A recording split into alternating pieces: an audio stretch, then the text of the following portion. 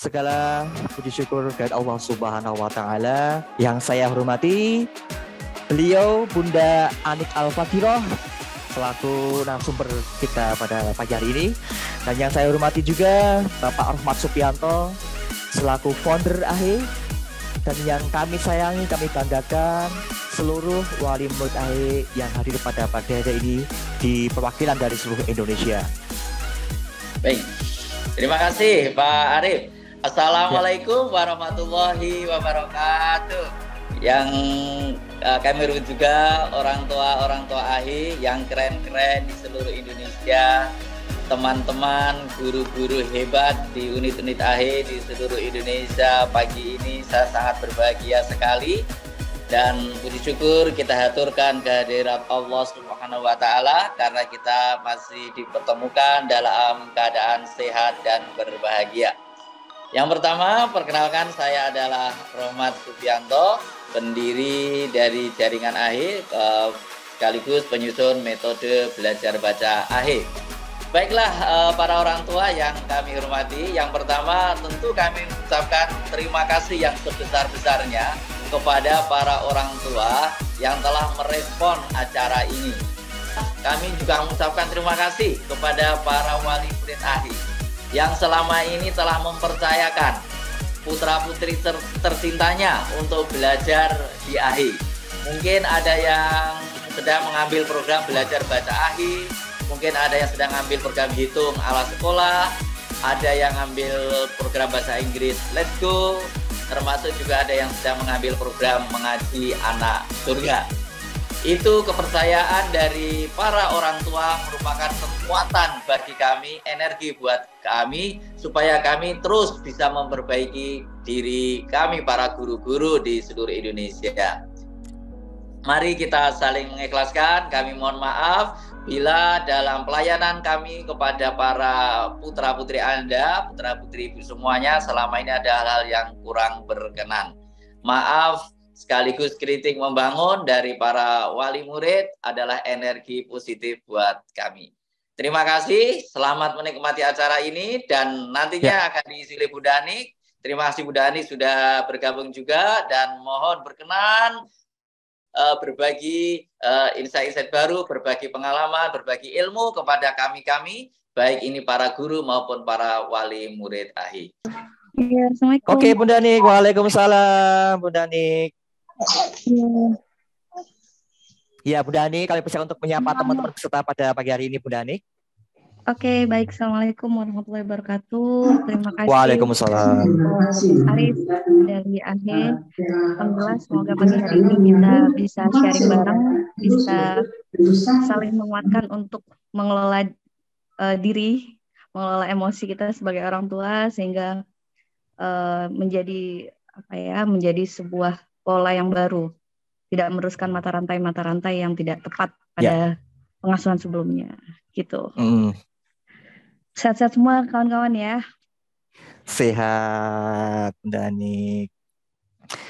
Ya, berikutnya adalah langsung acara inti ini ya. Acara inti yaitu kita akan mendengarkan, kita akan belajar bersama-sama tentang materi parenting dari Bunda Anik, yaitu temanya rahasia mengelola emosi anak. Halo Mas Arif. Halo Pak Rudi. Kayaknya memang di momen hari ini itu saya tetap setia dan sabar menanti pastinya nih. Dong. Karena dari awal aja udah mulai keren tuh. Memang awalnya itu udah tentang pengelolaan emosi gitu. Insya Allah bagus nanti materi dari beliau nih. Pak Rudi, pengalaman yang paling unik dong ketika Pak Rudi pasti juga yang nganter kan ya, yang nganter putra-putrinya les di AHE kan ya. Betul. Ada pengalaman yang unik seperti apa Pak Rudi ketika di unit AHE-nya Pak Rudi? Kebetulan anak saya itu di Kalimantan Timur Samarinda ini, beliau itu murid pertamanya Bu Aisyah, alias mungkin Bu Aisyah baru buka gitu ya, gitu baru buka gitu. Nah jadi pas diantar, saya sih maksudnya gini, berharap tapi seharusnya sih modulnya sama gitu ya. Heeh. guru-gurunya atau ustazah-ustazah dari AHE ini termasuk Bu Aisyah, Masya Allah luar biasa gitu ya. Heeh. Dalam membimbing anak saya melajari otak kanan Heeh. kiri gitu Iya. semuanya. Heeh. Sehingga anak saya itu jadi fun banget gitu Pak Arif gitu. Iya. Jadi senang di Terima kasih AHE. Bunda Aisyah ya. Bunda Aisyah, insya Allah bergabung nggak ya hari ini ya? Nah, gitu sih. Oke Pak Rudi, ini Bunda Ali sudah join nih. Insya Allah Oke, ini sudah siap yuk. untuk memberikan Siap, kita ilmu-ilmu yang luar biasa. siap ditunggu. Oke, makasih Pak Rudi. Bunda Ani bisa langsung untuk Ya, mengisi acaranya. baik. Terima kasih Mas Arif. Iya, sama-sama Bunda Assalamualaikum Ani. warahmatullahi wabarakatuh. Waalaikumsalam warahmatullahi wabarakatuh. Alhamdulillahirrabbilalamin. Nahmadu wa nasta'inuhu wa nastaghfiruh wa na'udzu billahi min syururi anfusina wa min sayyiati a'malina. May yahdihillahu fala mudhillalah wa may yudlil fala hadiyalah. Rabbi shrah li sadri wa yassir li amri wahlul 'uqdatam min lisani yafqahu qawli. Baik, terima kasih kawan-kawan semua, ayah bunda semua yang hadir dari seluruh tempat ya, di seluruh Indonesia mungkin. Alhamdulillah pagi hari ini kita kumpul bareng-bareng di sini untuk sharing-sharing tentang bagaimana sih mengelola emosi. Tuh harapannya benar-benar dengan acara yang diadakan oleh AHA ini adalah kita menjadi pribadi yang mengerti, menjadi pribadi yang dewasa. Jadi bukan saat ada anak kita tantrum, kita orang tua juga ikut tantrum. Ya, saat anak lagi kesel, kita orang tua juga semakin memberikan gas memberikan api gitu ya pada keselnya anak itu. Jadi semoga bisa materi pagi hari ini kita bisa jadikan the way of life, tidak hanya sekedar tahu, tidak hanya sekedar ngerti, tapi bisa dipraktekkan dalam keseharian kita. Baik, salam kenal dari saya, Anik Al-Fakiroh, izinkan untuk ngobrol bareng. Jadi sebenarnya konsepnya adalah kita sharing santai aja, dan nanti insya Allah akan ada healing tipis-tipis gitu ya. Kenapa? Karena ternyata kurang lebih sekitar 11 tahunan saya bergerak di dunia healing dan parenting. Ternyata sumber dari anak gitu ya, kalau kita bilang kadang anak yang dalam tanda kutip kurang bisa diarahkan atau seringkali dalam masyarakat itu menyampaikannya, memanggilnya anak nakal, anak yang orang tua sulit menghandlenya, itu ternyata rata-rata itu dimulai dari bagaimana kita orang tuanya. Jadi sebenarnya bukan belajar parenting ini bukan tentang bagaimana agar anak kita, fokusnya itu bukan di anak gitu. Seringkali kalau ngisi parenting, ngisi kelas healing itu pertanyaannya seringkali gimana sih cara bikin anak nggak gampang tantrum, gimana sih cara bikin anak nurut, gimana sih cara. Jadi kadang seringkali kita fokusnya sama anak, benar nggak? Jadi pengen ngerubah anaknya gitu. Tapi kalau kita dalamin lagi parenting, namanya parenting berarti yang bertumbuh adalah orang tuanya. Gimana kita sebagai orang tua itu bertumbuh. Bukan kita menjadikan anak kita itu sebagai sesuatu yang, oh kamu harus ditreat gini. Tapi kitanya yang bertumbuh. Bagaimana ketika fase tantrum anak datang, semisal bagi kita semua yang punya anak di usia balita, misal. Ketika fase tantrum anak datang, apa sih yang harus kita lakukan? Gimana sih di saat kondisi, kalau tadi ada sedikit ya, saya dengar belajar tentang otak, gimana di saat kondisi tumbuh kembang anak udah masuk fase remaja awal, lagi ngeyel-ngeyelnya gitu. Paham nggak ya bahasa ngeyel? Lagi banyak nentangnya, lagi banyak mempertanyakan why, kenapa nggak boleh ma. Nah itu gimana cara kita orang tua tidak potong kompas. Jadi ngehandle anak itu bukan dengan cara sesuatu yang ngebuat anak saat itu terlihat anteng, terlihat diam, terlihat nurut. Benar nggak? Kadang kan kita berpikir gimana sih caranya agar anak langsung nurut gitu. Contoh kayak anak lagi tantrum gitu ya, kita langsung cubit atau langsung pukul atau langsung marahin agar nangisnya diem. Padahal ya kadang nggak semakin diem ya nggak sih? Malah semakin nyaring. Nah, gimana kita cara orang tua kita belajar nih. Jadi kita saat diamanahi untuk menjadi orang tua, berarti yang bertumbuh adalah diri kita. Konsep ini dulu nih yang mesti kita punya. Bahwa ternyata menjadi orang tua itu yang bertumbuh bukan anak. Jadi seiring bertumbuhnya anak, kita juga menjadi orang tua bertumbuh. Jadi bertumbuh bareng, belajar bareng, Dan belajar parenting ini bukan menumbuhkan perasaan feeling guilty ya, bukan semakin merasa bersalah, karena kadang semakin banyak kelas-kelas parenting yang kita ikutin, tapi kita semakin merasa gagal jadi orang tua. Itu juga ngeri-ngeri sedap. Semakin banyak kelas parenting yang kita ikutin, semakin kita badai informasi. Jadi pagi hari ini, sebelum kita mulai, kita minta sama-sama kepada Tuhan kita, kepada ini ya, kepada pemilik kita untuk dikasih petunjuk, dikasih kemudahan bisa mengaplikasikan. Bukan hanya sekedar tahu, bukan hanya sekedar tahu teorinya, tapi zong lagi ketika di lapangan gitu. Sebelumnya boleh tahu dulu nggak kawan-kawan nih, ini boleh tahu nggak dari kota mana aja sebagian ya? Sekarang saya nggak ngikutin dari awal nih. Oke, ya Ibu. Iya Bu Ani, ini teman-teman dari berbagai daerah Bu Ani ya. Tadi ada yang sudah kita sapa dari Kalimantan, ada kita dari Indramayu, ada Karawang, ada Yogyakarta, ada Jakarta Timur, Bantul, Samarinda. Wah, banyak sekali Bunda Ani. Siap. Baik kawan-kawan, sebelum kita lanjut ya sharingnya, boleh kita izin sebentar berdoa dulu. Kita me time kepada Sang Pencipta kita.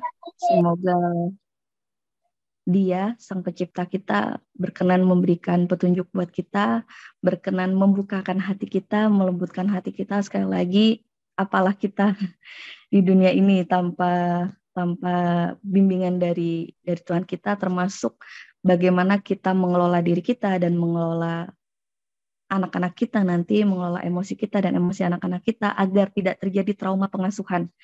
Jadi kenapa? Karena saat ini yang banyak terjadi adalah trauma pengasuhan gitu ya.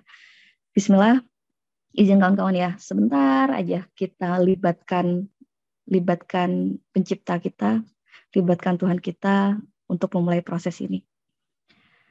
Izin buat yang muslim boleh ini, yang non-muslim boleh berdoa sesuai kepercayaannya masing-masing ya.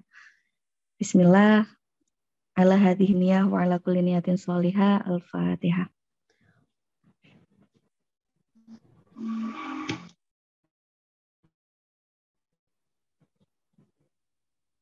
Hamdan na'imin, hamdan syakirin, hamdan yuafi ni'amahu wa yukafu mazidah. Ya Rabbana lakal hamdu kama yanbaghi li jalali wajhika wa 'azimi sultanik. Allahumma sholli ala sayyidina Muhammad wa ala ali sayyidina Muhammad. Duhai Tuhan kami, duhai Allah, wahai Zat yang Maha Pengampun, wahai Zat yang Maha membolak-balik hati, wahai Zat yang Maha Mencipta. Terima kasih atas kesempatan pagi hari ini kita bisa kumpul sama-sama di sini, bisa sharing bareng, diberi kesempatan nikmat sehat, diberi kesempatan petunjuk untuk terus berkumpul di tempat-tempat kebaikan. Wahai Tuhan kami, wahai Allah, hanya Engkau yang tahu betapa jatuh bangunnya diri kami, membesarkan buah hati kami. Hanya Engkau yang tahu betapa banyak kesalahan-kesalahan kami dalam mendidik anak-anak kami. Hanya Engkau yang tahu betapa banyak perkataan yang kadang terselip, perasaan, lintasan pikiran yang kadang terselip yang tidak tepat dalam kami merespon sikap-sikap anak-anak kami. Ampuni kami, ampuni kami, ampuni kami. Jangan jadikan kami orang tua yang durhaka. Jangan jadikan kami orang tua yang durhaka. Jangan jadikan kesalahan-kesalahan kami dalam mendidik ini menjadi luka buat anak kami. Sehingga mereka takut sama kami. Sehingga mereka jauh dari kami. Sehingga mereka tidak dekat dengan kami. Tuhan kami, Rob, Tuhan kami. Lembutkan hati kami. Bimbing langkah kami. Berikan petunjuk buat kami. Agar kami mudah menjadi pribadi yang lebih baik. Agar kami mudah menjadi orang tua yang dicintai oleh anak-anak kami. Agar kami mudah menjadi rumah yang ramah buat anak-anak kami. Agar kami mudah menjadi orang tua yang selalu dirindukan oleh anak-anak kami. Duhai Allah, duhai Tuhan kami. Bimbing kami, dekap kami. Jangan pernah tinggalkan kami walau sedetik.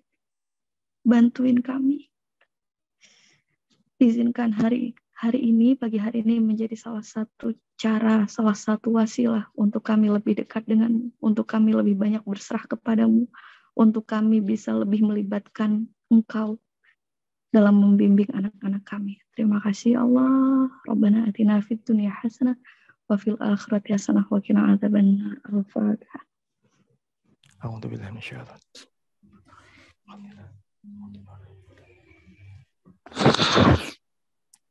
Masya Allah ya.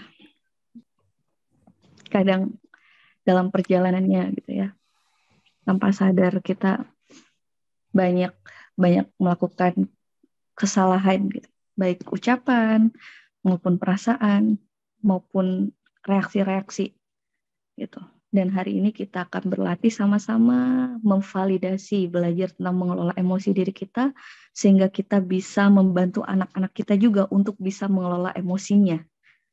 Jadi anak-anak yang hebat, anak-anak yang tangguh, anak-anak yang kuat itu terlahir dari anak-anak yang bisa mengelola emosinya. Jadi kalau kecerdasan intellectual quotient (IQ) itu hanya berpengaruhnya gitu ya, berpengaruh ketika dia ada pinter, tapi ketika dia tidak mampu mengelola emosinya maka semuanya bisa berantakan. Tapi ketika dia punya kecerdasan tentang emosi, tentang spiritual, maka dia akan menjadi pribadi yang beruntung, insya Allah. Baik kawan-kawan, salam kenal dari saya Anik Al-Fakiroh yang insya Allah pagi hari ini nemenin teman-teman semua untuk sharing. Boleh sharing dulu dong.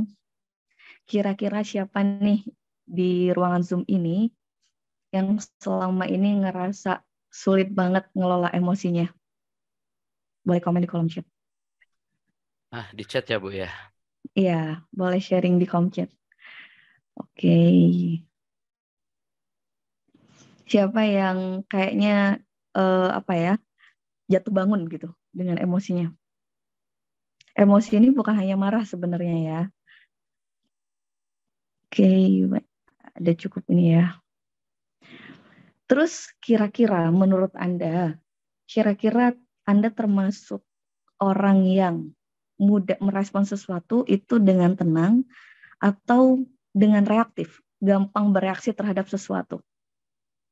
Menurut Anda kira-kira termasuk orang yang tenang merespon sesuatu atau reaktif? Reaktif. Reaktif kalau kebangetan. Oh, berarti kalau nggak kebangetan nggak reaktif ya. Alhamdulillah. Unconditional, bisa keduanya. Oke. Siapa yang sering terjebak hectic morning? Ada pagi-pagi dengan drama suara yang tinggi. Saya. Oke. Kadang reaktif, tenang tapi mikir, tergantung dari situasinya. Saya dengan drama suara yang tinggi. Capek nggak sih kawan-kawan buat yang sering terjebak hectic morning, harus marah-marah dulu ngingetinnya, capek nggak sih dengan kondisi itu? Capek banget. Capek. Pertanyaannya kalau kita tahu itu capek sekali gitu ya, ada bahasa capek banget, capek sekali. Kalau tahu capek, kenapa kita lakukan terus-menerus? Capek udah hanya nyesel. Capek tapi mau gimana lagi? Insya Allah. Tapi kenapa kita lakukan terus-menerus? Kenapa itu menjadi seolah-olah menjadi habit gitu ya? Bahkan ini sekedar sharing ya kawan-kawan ya. Jadi banyak karena kita tuh orang tua yang sering reaktif terhadap kondisi anak gitu ya. Jadi ketika rasanya nggak marah dikit aja, itu anak kadang, mama nggak marah, mama are you okay? Jadi bahasanya saking anak itu banyak terkontaminasi bahwa emak-emak itu, emak-emak ya, ini dominan emak-emak juga ya, emak-emak itu Masya Allah gitu ya, oktavnya bisa naiknya tinggi kenceng banget. Padahal udahannya juga nyesel. Itu tadi ada yang komen, udahannya pun nyesel. Tapi besoknya mengulang lagi. Terus pertanyaannya, ketika kita setiap hari memulai hari dengan kondisi hectic morning, dengan kondisi drama pagi, dengan kondisi suara yang tinggi, kira-kira anak kita berangkat sekolah atau mereka melakukan aktivitas, itu kondisinya seneng atau juga sama lelahnya? Kalau menurut Anda, lelah? Iya.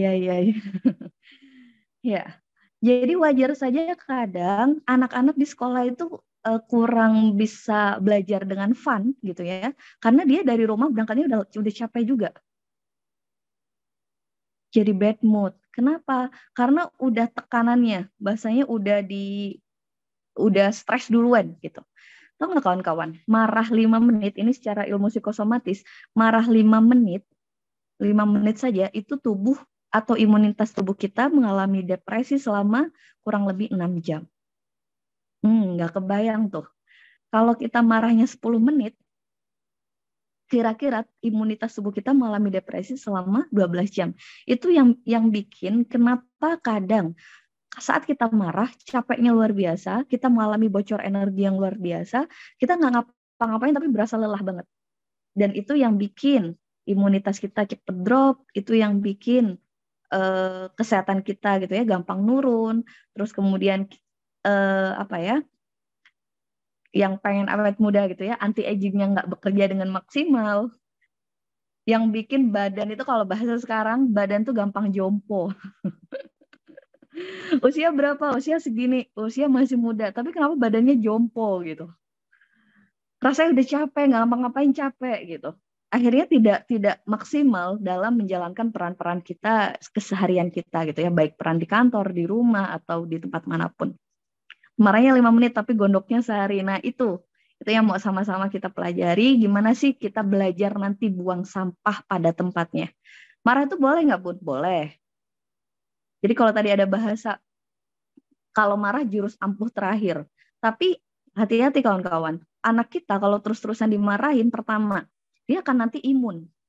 Dia tidak tahu dia yang salah fatal yang mana. Kenapa? Karena sudah menjadi makanan sehari-hari. Sama seperti ini. Obat. Kalau kita konsumsi obat, semisal dikit-dikit langsung minum obat kimia gitu ya, maka tubuh kita akan mengalami kebal obat. Jadi ketika ada sakit yang lebih parah, obat yang biasa dipakai itu udah nggak akan mempan. Itu pun yang terjadi kepada anak-anak kita. Jadi kalau anak kita dikit-dikit dimarahin, dikit-dikit diomelin, maka dia akan kebal. Dan ketika terjadi sesuatu yang memang fatal atau memang kita butuh agak tegas mengingatkannya, maka dia akan menganggap itu hal yang normal. Dan efeknya apa? Efeknya adalah anak kita juga punya banyak sampah. Gitu ya. Sampah. Marahnya 5 menit tapi terngiang-ngiang oleh anak itu bisa seumur hidup loh. Kawan-kawan. Marahnya cuman kita 5 menit mungkin pun karena nggak sadar gitu ya ngomongnya apa. Tapi itu bisa menjadi belief system, keyakinan diri mereka yang membuat mereka akhirnya tidak percaya diri untuk maju. Mereka menjadi kayak terkungkung, punya mental block. Dan kayak tadi, jadi akhirnya bahasanya imunitas mentalnya itu jadi kayak drop gitu. Jadi dan kayak kebal sama peringatan, kebal sama omelan, akan menganggap gini, lah biasa lah mama udah ngomel biasa. Bahkan yang ngeri adalah saya pernah suatu hari nerapi gitu ya, karena basic saya adalah terapis. Jadi suatu hari nerapi seorang remaja, gitu ya, remaja cewek, pertanyaan dia begini, Bunda, kapan ya mamaku meninggal? Kagetlah saya tuh. Saya bilang, kok bisa sih pertanyaannya seperti ini? Terus dia bilang gini, ya ngapain ada kalau cuman yang ada salah mulu. Semua yang saya lakukan tuh jadi salah mulu. Jadi yang dia harapin itu adalah orang tuanya meninggal. Bukan kenyamanan di saat ada orang tuanya. Jadi pertanyaan saya begini, kalau kita ada saja, kita diharap tidak adanya, lalu bagaimana kalau kita tidak ada? Apa yang mau kita harapin? Apakah mereka akan tetap kirim doa untuk kita? Gitu kan pertanyaannya. Jadi sebenarnya kita ini dianggap sesuatu rumah atau kita justru dianggap monster oleh anak kita. Coba perhatikan, apakah kalau nanti mama pergi dulu ya nak, iya ma, kalau boleh lama-lama aja perginya, apa kayak gitu, atau justru ngerasa nyaman banget sama kita sehingga bener-bener ini gitu ya. Kalau masih kelas SD ke bawah itu masih nggak terlalu kelihatan kawan-kawan. Masih anak itu meskipun dimarahin, masih ngerengek lagi datang ke kita. Nanti yang memang bahaya di saat kita kurang bisa mengelola emosi ini adalah usia remaja dan ke atas itu. Kalau masih SD itu masih dimarahin satu kali, dia nanti datang, mama. Kenapa? Karena dia masih apa ya? Masih egonya itu masih tidak terlalu segede ketika dia remaja. Dia masih tidak terlalu mencari identiti dirinya gitu. Jadi kenapa kalau kadang kita marah sama anak kelas 3 SD gitu, dimarahin, nanti dia akan ngerengek lagi datang ke orang tua. Tapi ketika dia sudah fase kelas 6 SD, 1 SMP, 2 SMP, SLTA, kuliah, dan lain sebagainya, dan seterusnya, disitulah mulai kelihatan nanti. Kenapa selalu ibu yang disalahkan? Nanti dibahas ya. Jangan-jangan hari ini banyak sampah batin. Kalau dilihat dari beberapa yang open cam, mohon maaf nih, kayaknya memang ada banyak-banyak sampah yang harus dibuang ya, sampah emosi. Ya, jadi ada perasaan pasti capek gitu. Makanya salah satu yang sejak COVID itu 2020, saya tuh bergerak khusus juga di Women Support Women, membantu lebih banyak para perempuan untuk sehat secara mental. Kenapa? Karena perempuan itu adalah jantungnya rumah. Begitu perempuannya istri atau ibu nggak sehat mentalnya, maka bisa serumah tuh kena. Bener nggak? Jadi itu salah satunya. Dan kenapa harus bebannya di ibu dan lain sebagainya, itu salah satu yang kita sekarang galakkan gitu ya.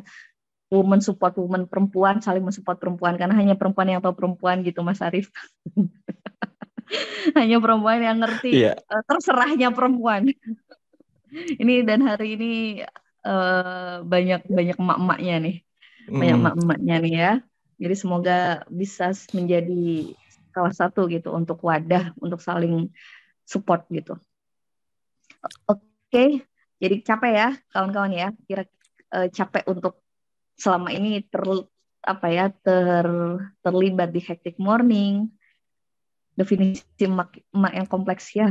Hanya perempuan yang ngerti perempuan, hanya perempuan yang ngerti gimana pusingnya, overthinkingnya perempuan, gimana hasrat pengen ngomelnya, itu hanya perempuan yang ngerti. Gimana kompleksnya pikirannya dari A to Z pengen dipikirin semua, itu hanya perempuan yang ngerti.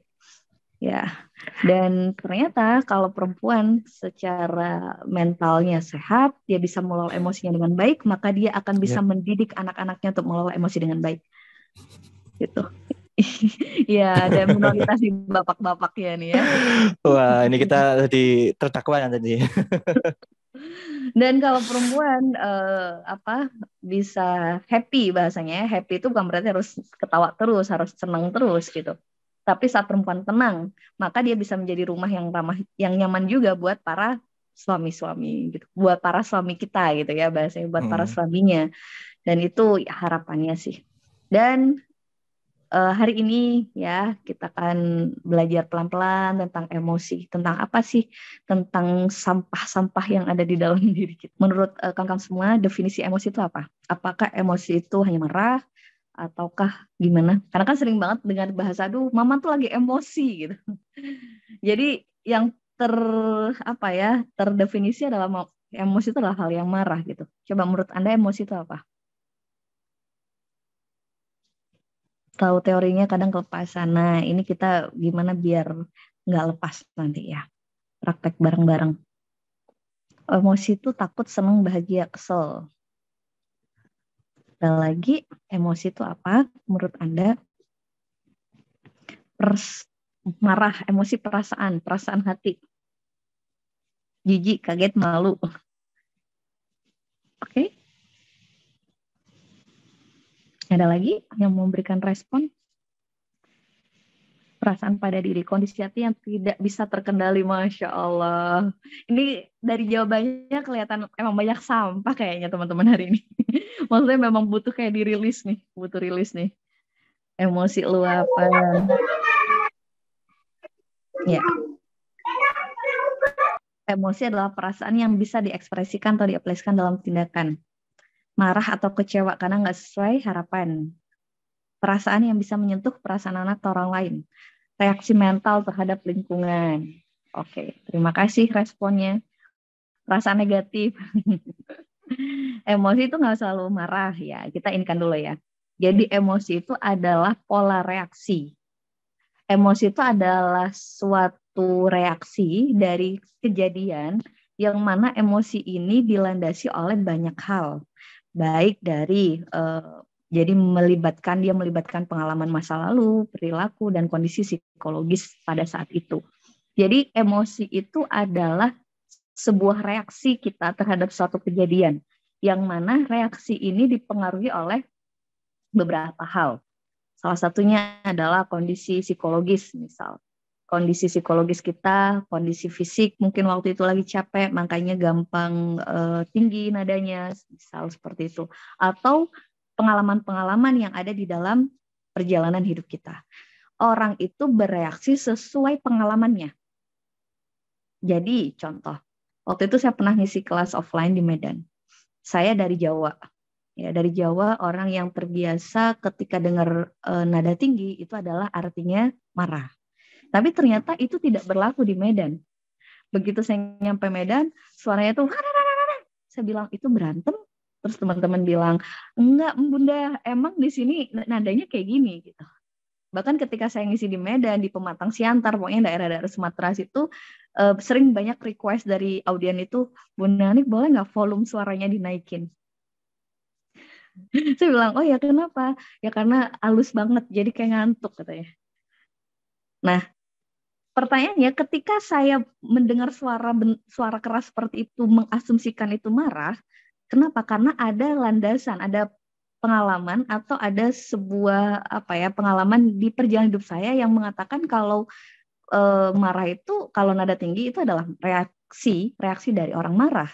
Tapi itu tidak berlaku di daerah-daerah yang memang rata-rata mungkin kayak di pinggir pantai gitu ya, yang memang membutuhkan nada tinggi untuk berkomunikasi. Jadi emosi itu tidak bisa disamakan. Pertama, itu yang mesti digarisbawahi dulu.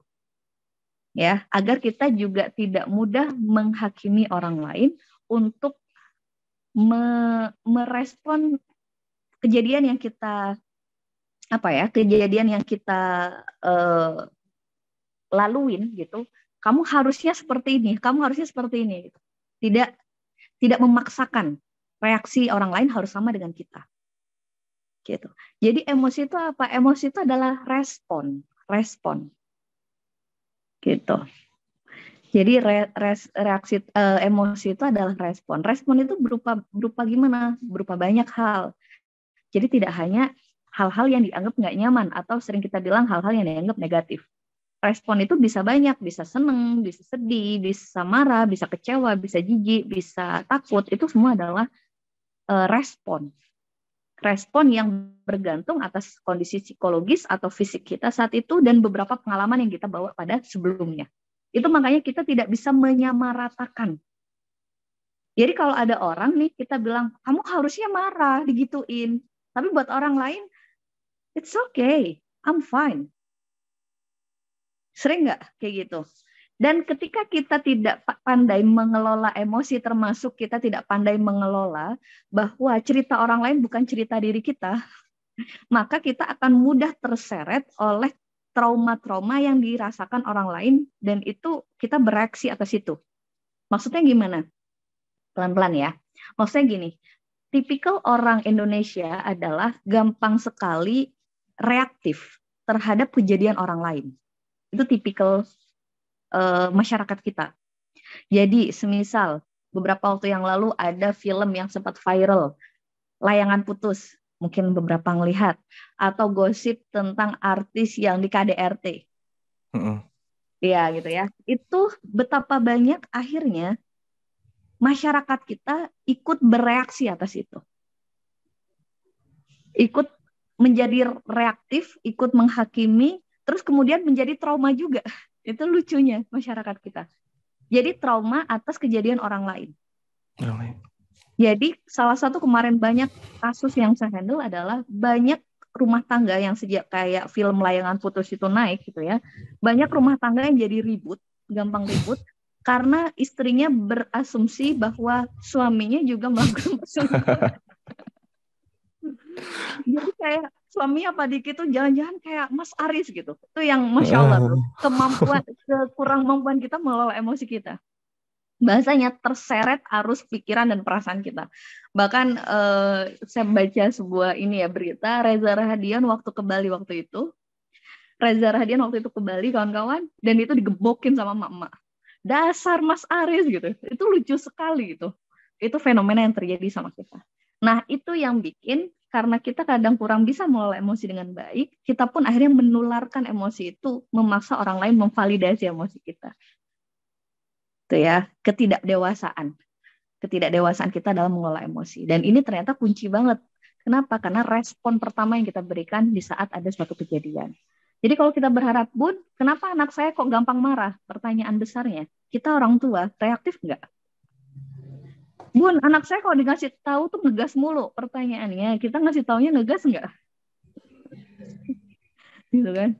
Bun, kenapa anak saya tuh kalau marah banting-banting? Pertanyaannya, kalau kita marah nyubit-nyubit enggak gitu. Jadi benar-benar kita belajar bareng-bareng mengelola diri sehingga itu bisa menjadi contoh buat anak-anak kita.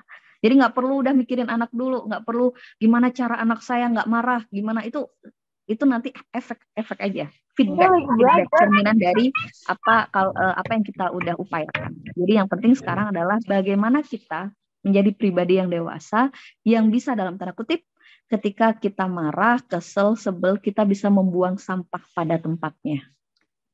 Gitu ya kawan-kawan ya. Jadi emosi itu sekali lagi emosi itu bukan sesuatu yang membahayakan sebenarnya. Emosi itu bukan sesuatu yang membahayakan. Kalau dari beberapa referensi yang saya baca, emosi itu hanya sign.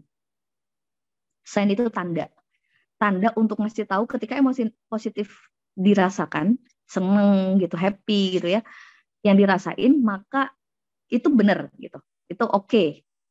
Tapi ketika emosi negatif yang dirasakan, itu berarti ada sesuatu yang mesti diperbaikin. Di mana tempat buang sampah itu? Nanti tempat buang sampah adalah nanti kita akan belajar mengelola gimana kalau marah, buang sampahnya di mana gitu ya. Buang sampahnya dengan cara seperti apa, nanti kita akan belajar bareng-bareng. Jadi kawan-kawan, emosi itu sebenarnya bukan sesuatu yang membahayakan. Emosi itu hanya sign, tanda bahwa ada sesuatu yang tidak tepat atau sesuatu yang sudah tepat. Gitu. Jadi kalau kita nih kecewa sama orang gitu, misal kecewa sama pasangan, berarti ada sesuatu yang tidak tepat. Apa yang tidak tepat? Bisa jadi karena kita berharap terlalu berlebih terhadap orang lain. Ya. Memang kalau bahasanya itu sengaja bikin patah hati itu memang berharap pada orang lain. Berharap pada selain Tuhan kita itu memang patah hati yang disengaja. Terus selama emosi tidak terlalu didramatisasi, maka sebenarnya akan baik-baik aja. Jadi emosi itu tidak salah, termasuk kalau beberapa kelas saya tentang overthinking, pikiran itu tidak salah. Yang kurang tepat adalah karena kita mendramatisasi tanda-tanda yang dikasih. Jadi kalau ada perasaan kesel, itu sebenarnya udah sign, tanda. Berarti harus ngapain nih? Kalau ada perasaan seneng, berarti itu tanda. Berarti harus selanjutnya what next? Jadi tidak perlu sebenarnya diberi energi yang berlebih untuk membuat drama atas perasaan itu. Itu sih kawan-kawan. Bismillah ya, semoga cukup clear bahwa emosi itu tidak hanya berkaitan dengan marah, tapi emosi itu adalah reaksi terhadap suatu kejadian yang dipengaruhi oleh beberapa faktor. Itu beberapa faktor. Dan pastinya adalah faktor dari dalam diri. Contohnya gimana nih? Nanti ada sesi pertanyaan ya kan Mas Arif ya. Kita lanjut dulu. Nah, dari faktor dari diri. Dari diri termasuk kayak tadi perjalanan hidup, pengalaman diri, dan lain sebagainya. Terus kalau ada bahasa, gimana saya nggak mau emosi kalau eksternal, kalau kondisi eksternal atau kondisi pasangan atau anak, kondisinya seperti itu. Nah, justru disinilah kita berlatih mengelolanya. Bahwa kita tidak sering bocor energi karena orang lain. Kalau bahasanya begini, gimana saya mau sabar kalau suami saya nyebelin gitu semisal ya.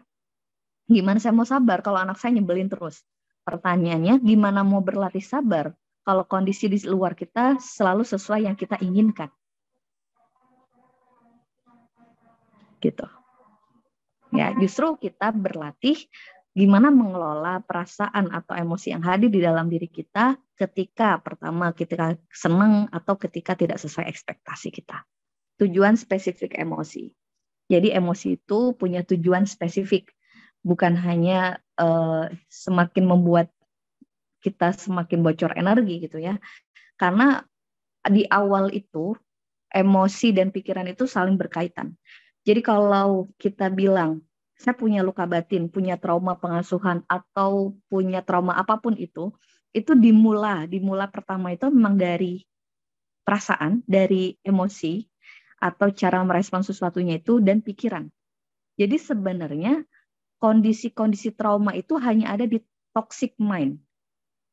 Hanya ada di asumsi pikiran. Jadi kalau kita berasumsinya itu tidak berlebih, maka tidak akan menjadi toksik. Kalau kita misal melihat anak kita lari-lari, contoh ya kawan-kawan, melihat anak lari-lari, kenapa kadang kita jadi marah? Karena ekspektasi kita apa? Ekspektasi kita anak tenang. Anak tenang. Tapi kalau kita membuang ekspektasi itu dengan berlatih melihat sesuatu seapa adanya, oh ya, anak saya masih fase explore dan dia lari-lari. Maka kita tidak akan marah atas hal itu. Jadi apa sih yang bikin orang itu kecewa? Apa sih yang bikin orang itu marah? Karena ekspektasi bentrok sama kenyataan. Emosi itu tidak hanya yang jelek-jelek aja. Ada emosi positif dan ada emosi negatif. Dan emosi dasar itu ada 6. Yang pertama adalah bahagia, terus sedih, jijik, marah, terkejut, dan takut. Itu emosi dasar. Dan turunannya itu banyak. Jadi bahagia itu ada perasaan puas, seneng gitu ya, lega, bangga. Itu perasaan-perasaan turunan dari emosi bahagia. Ada sedih itu ada malu, kasihan, itu perasaan-perasaan turunan. Jadi emosi dasarnya itu ada 6. Ya, saya ulang ya, ada bahagia, ada sedih, ada jijik, ada marah, ada takut, ada terkejut. Itu emosi dasarnya. Dan by the way, ternyata selama ini kita belum mahir memberikan nama terhadap emosi-emosi yang hadir di dalam diri kita. Dan kita seringkali merespon emosi-emosi ini dengan respon yang sama. Entah itu marah, entah itu takut, itu seringkali responnya itu sama. Keluarnya itu ngomel, misal. Jadi mulai sekarang kita belajar memvalidasi perasaan apa sih yang lagi hadir ke kita. Ya, salah satu contoh. Coba kawan-kawan boleh respon di kolom chat. Menurut Anda, apa bedanya gembira, senang, sama bahagia? Gembira itu adalah perasaan suka atau perasaan senang yang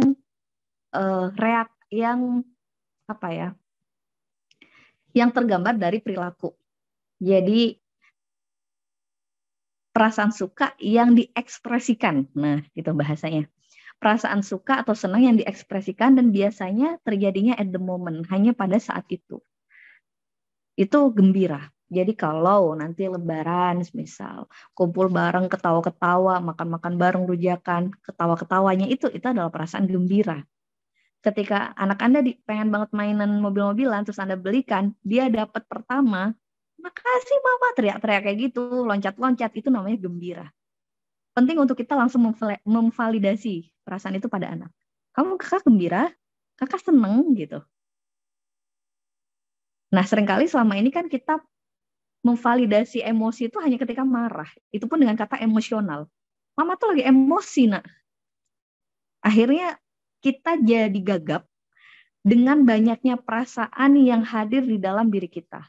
Itu yang bikin banyak orang yang bilang, saya nggak tahu tiba-tiba pengen nangis tapi nggak ngerti rasanya apa. Rasanya cuma nano-nano aja. Dan itu jadi bingung. Kalau kita nggak jelas dengan perasaan kita, itu jadi bingung. Bagaimana kita akan mengelola emosi kalau kita pun nggak jelas. Jadi sama kayak analoginya, sama kayak bunda-bunda di sini mau masak. resep untuk sebuah masakan, semisal, pakai kunyit, terus kemudian bawang putih, bawang merah, terus kemudian kunir gitu ya, semisal. Terus kemudian banyak-banyak bahan-bahan seperti itu, maka ketika kita paham, ini yang kunyit, ini yang bawang merah, ini yang bawang putih, ini yang kunir gitu ya, semisal. Ini yang lengkuas. Saat kita tahu, maka kita akan bisa meramu itu dengan baik.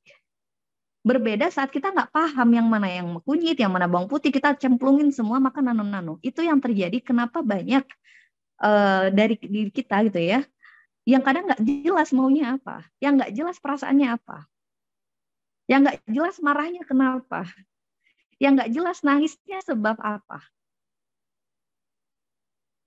Sebenarnya maunya apa sih gitu, semisal, maunya apa sih, kenapa sih? Itu kan banyak yang pokoknya nano-nano aja, pokoknya hari ini kesel aja, bad mood aja. Bad moodnya kenapa? Itu nggak ketemu juntrungannya.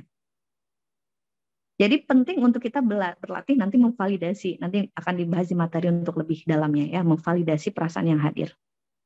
Jadi tadi emosi negatif dan positif ada 6 landasan.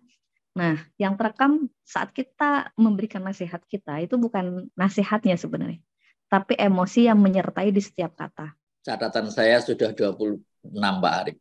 Waduh, banyak Pak juga Pak. Iya, ini setengah 11 sudah 26 ini. Wah, iya. Subhanallah, ini nanti kalau luar biasa ini, luar biasa. Ya, catatan yang paling luar biasa apa Pak Rohmat, menurut Bapak Rohmat? Ya tadi itu mengena. Ternyata senang itu sesaat 3 bulan itu ya. Gaji naik 3 bulan ya sudah biasa. Aduh. Kan tadi ada komen sudah ya 3 bulan lagi. Iya, biar senangnya bertahan lama ya. Assalamualaikum. Ya, Bu Anik. Ya. Oke, sudah oke Bu Anik. Terlempar barusan. Ya. Yep. Ya, silakan. Kembali lagi. Memang begini kendalanya kalau online. Dan beginilah hidup ya, tidak bisa dipastikan. Baik, kita lanjut kawan-kawan ya. Sebentar, slide-nya udah di-share. Ya. Yang terekam bukan nasihat kita, melainkan emosi yang menyertai di setiap kata. Kawan-kawan. Jadi sebenarnya yang terekam itu adalah emosi di setiap kata. Jadi seringkali selama ini kita mengatasnamakan, kita bilang bahwa kita nasehatin anak kita, benar nggak? Padahal sebenarnya kita bukan nasehatin mereka, tapi kita sedang buang sampah sama mereka. Ya, salah satu contoh, kadang marahnya itu semisal salahnya 1 kali, tapi diungkitnya banyak. Atau bahkan kalau lagi kecewa, kadang kamu tuh ya jadi kayak bapak kamu, jadi udah merembet kemana-mana. Jadi sebenarnya kalau ditanyakan kenapa kadang anak dinasehatin dalam tanda kutip, nasihat-nasihat yang kita jelasinnya, nasihatinnya masih dalam kondisi marah, kenapa kadang justru tidak membuat anak ini jelas? Salah satu penyebab kenapa hectic morning itu berulang, karena kita menasihati mereka dengan kondisi kesel dan sebel dan marah.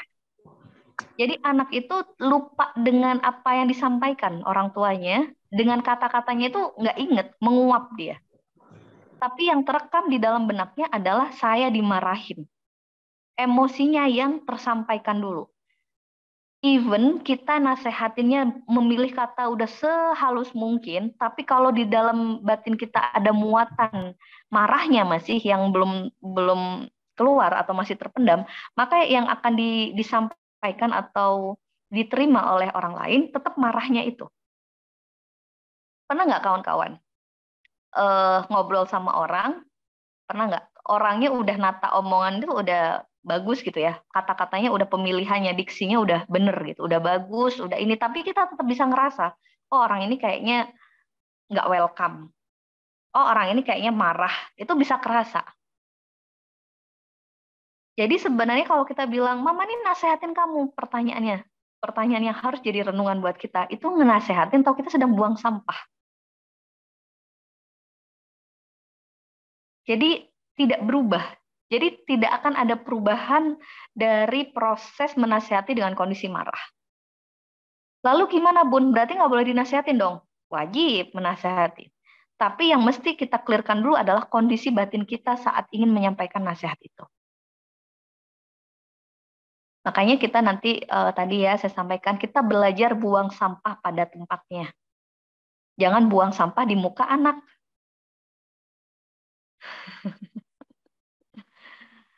Ya, jangan buang sampah di muka anak gitu. Karena kitanya lega, tapi kata-kata itu terekam sampai dewasa loh.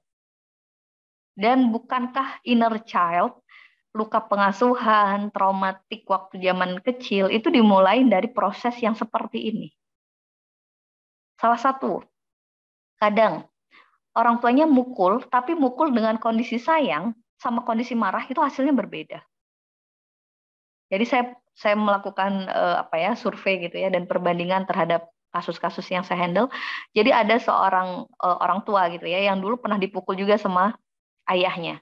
Tapi ternyata tidak menyebabkan trauma. Kenapa? Karena niat ayahnya memukul itu tepat dan dilakukan di kondisi saat tenang sebagai sebuah konsekuensi dari kesalahan anak. Berbeda saat kita mukulnya dengan landasan marah. Maka itu yang berpotensi menjadi luka batin. Dan ketika sudah luka batin itu Masya Allah ya, kemana-mana nanti. Kenapa? Karena anak bisa jadi salah mendengar, tapi anak tidak pernah salah mencontoh. Ketika anak-anak gitu ya, ketika anak-anak dibesarkan dengan kondisi orang tua yang reaktif, maka dia pun akan menjadi pribadi yang reaktif dan ketika dia nanti dewasa atau punya rumah tangga sendiri menjadi orang tua, dia akan punya kecenderungan untuk lebih reaktif. Oke, mengendalikan versus mengelola. Ya, jadi selama ini kita seringkali menggunakan bahasa mengendalikan emosi, benar nggak? Gimana caranya mengendalikan emosi? Gimana caranya mengendalikan emosi? Menurut Anda, apa bedanya mengendalikan dan apa bedanya mengelola?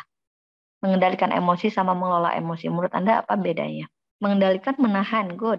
Mengelola mengalirkan secara tepat, good. Mengendalikan mengekang, mengelola menyalurkan. Iya, benar Pak Rohmat. Ya, jadi kalau selama ini diksi yang sering kita pilih adalah mengendalikan emosi.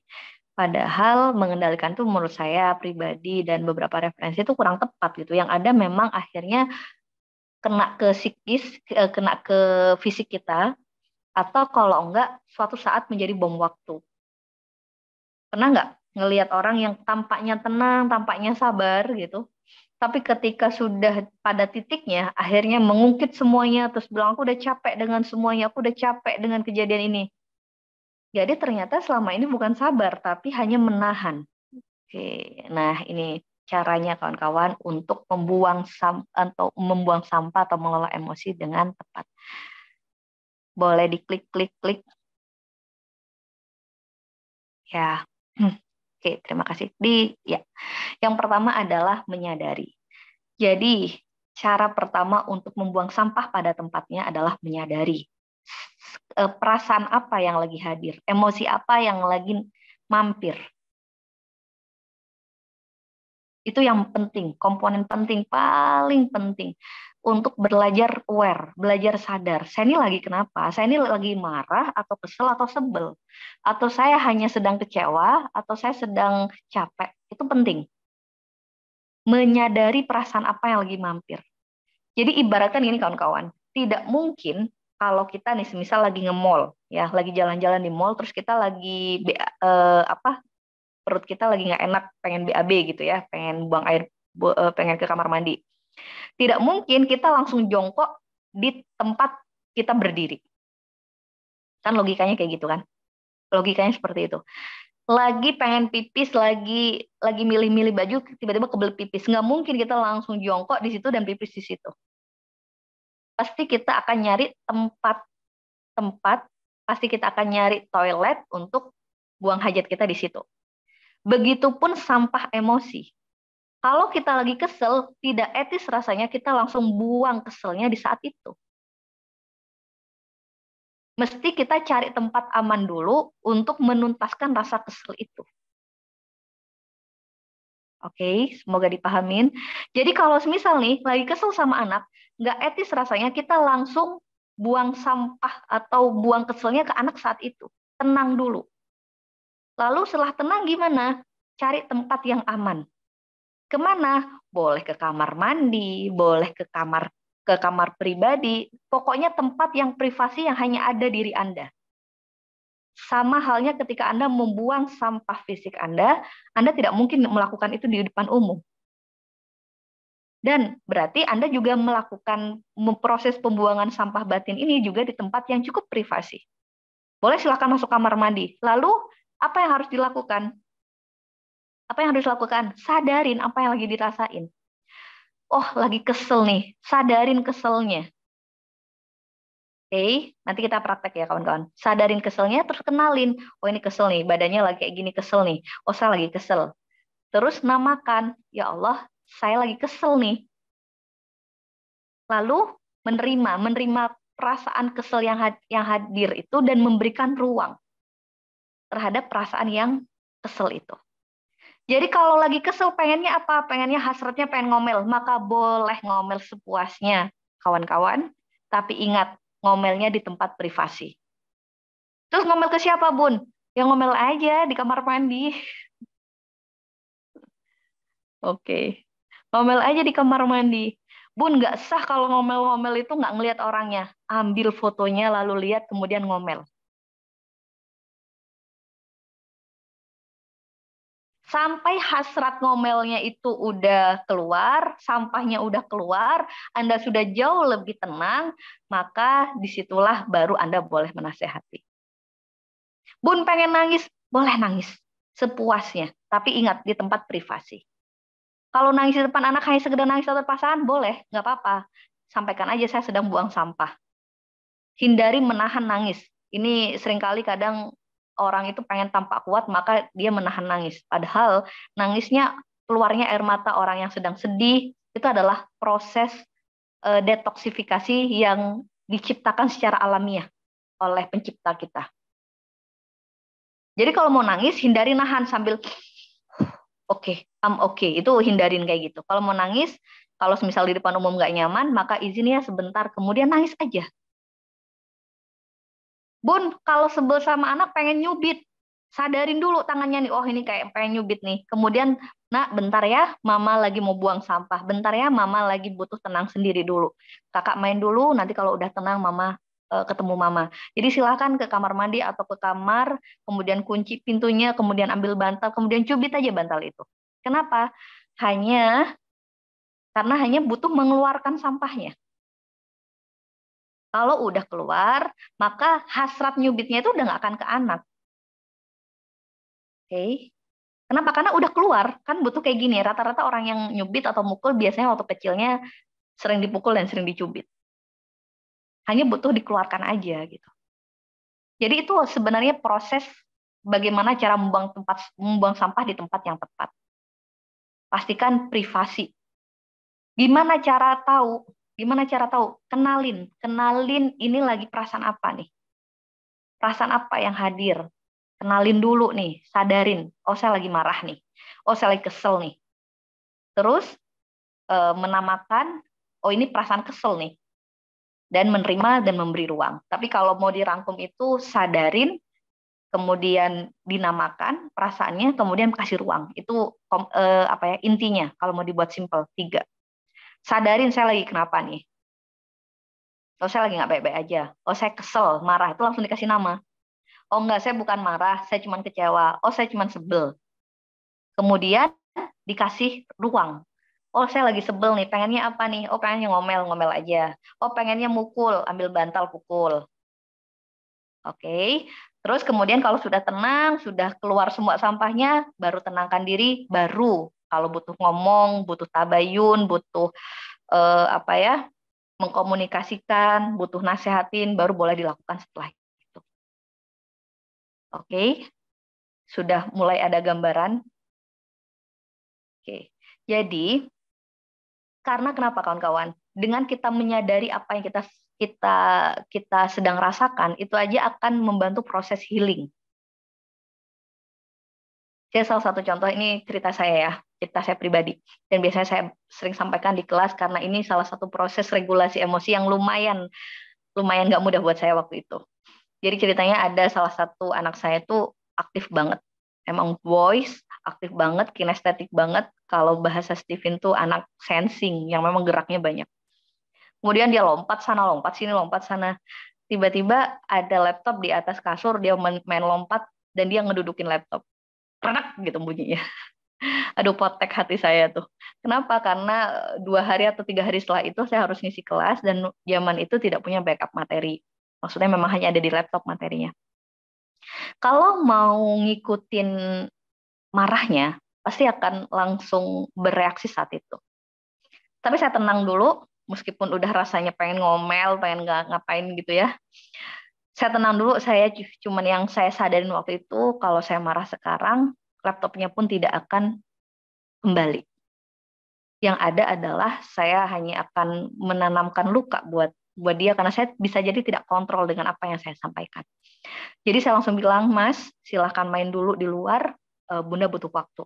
Dan itu yang kami berlakukan di keluarga kami ya, memang harus dimulai dari diri sendiri dulu, kemudian bisa menular ke pasangan, ke sekitar kita. Jadi membiasakan ketika kita lagi nggak baik-baik saja, kita minta waktu. Mas, Bunda masih nggak enak hati, Bunda marah, Bunda butuh waktu, silakan main dulu. Akhirnya si anak ini main dan saya melakukan banyak hal untuk meredamkan emosi saya. Itu segala macam trik waktu itu ya sudah saya lakukan tuh, mulai dari sikat gigi dan lain sebagainya udah, tapi nggak bisa tuh, masih panas di dada. Sampai di titik saya menyadari apa yang saya rasakan, terus menerima, memberi nama pada itu dan memberi ruang. Ketika sudah tenang, benar-benar tenang, saya sampai di titik sudah bisa bilang, ya udah mau gimana lagi gitu kan. Udah kejadian juga. Akhirnya saya panggil anak ini. Saya panggil, waktu itu dia masih TK ya.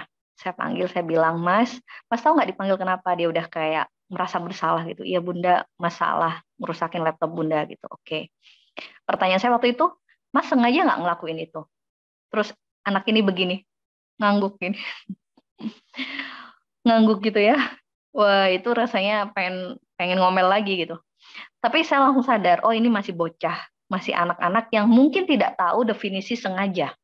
Akhirnya saya jelaskan, Mas, sengaja itu adalah Mas tahu di situ ada laptop dan Mas dudukin biar memang rusak, itu arti sengaja. Jadi klarifikasi bahasanya. Dan dia jawab, oh no no no no, Mas nggak tahu kalau di situ ada laptop, Mas pikir nggak ada barang apapun. Dan Mas nggak ngeliat kalau di situ ada laptop. Akhirnya Mas duduk gitu. Oh berarti Mas nggak sengaja itu namanya. Dan saya ulang, berarti Mas sengaja nggak tadi? Nggak Bunda, oke. Dan sekarang laptop Bunda belum bisa nyala. Kira-kira pelajaran apa yang Mas dapat dari kejadian ini? Itu yang saya tanyakan. Dan anak langsung cerita, berarti Mas mulai sekarang kalau lari, kalau main harus memperhatikan sekitar. Ada nggak barang yang mesti diberesin, dipinggirin dulu? Gitu. Dan itu berlaku sampai saat ini. Maksudnya akhirnya itu menjadi pelajaran besar buat dia untuk berubah. Saya bilang oke, terima kasih Bunda, minta maaf ya. Dia bilang juga minta maaf Bunda, kita berangkulan. Terus saya bilang Bunda laptopnya rusak, doain ya. Terus dia langsung angkat tangan dong. Seorang anak kecil langsung angkat tangan, dia bilang ya Allah laptop Bunda rusak dan Bunda harus ngisi, tolong ya Allah nyalain laptop Bunda gitu. Nah itu momen yang saya pun nyesek gitu loh kalau inget itu, pengen nangis gitu. Saya tuh peluk dia, saya bilang makasih, dan dia dengan doa tulusnya mendoakan supaya laptop saya nyala. Dan tiba-tiba di hati tuh kayak ada kretek gitu ya, ada bisikan yang udah deh coba nyalain laptopnya gitu. Akhirnya saya iseng nyalain laptop dan Masya Allah keajaiban di saat berserah ini ya, keajaiban berserah, ternyata laptopnya nyala, tidak perlu servis sampai sekarang. Laptop yang tadi udah bunyi kretek dan mati itu tiba-tiba nyala. Dan itu jadi pembelajaran besar buat saya. Menurut saya, kalau saya waktu itu marah, meresponnya dengan langsung buang sampah pada saat itu, maka belum tentu keajaiban itu juga datang. Gitu. Ternyata ya memang kadang kita diminta untuk berlatih dulu karena mau dikasih keajaiban-keajaiban itu gitu. Jadi itu kawan-kawan. Jadi berlatih buang sampah pada tempatnya. Dan itu alhamdulillah yang kami bersama-sama itu berupaya. Jadi kalau dia pun ketika pulang sekolah misal kesel, dia akan bilang Bunda, Mas butuh waktu untuk tenangkan diri gitu. Itu biasa kami. Jadi kami biasa memberi ruang sudah, alhamdulillah. Kayak suami, misal juga nggak enak hati, dia diem, saya paham lagi kesel, misal nanti dia akan bilang butuh waktu dulu untuk buang sampah gitu.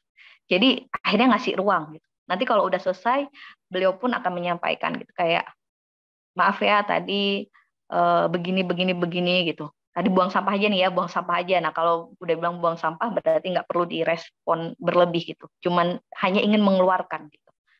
Itu yang kami lakukan.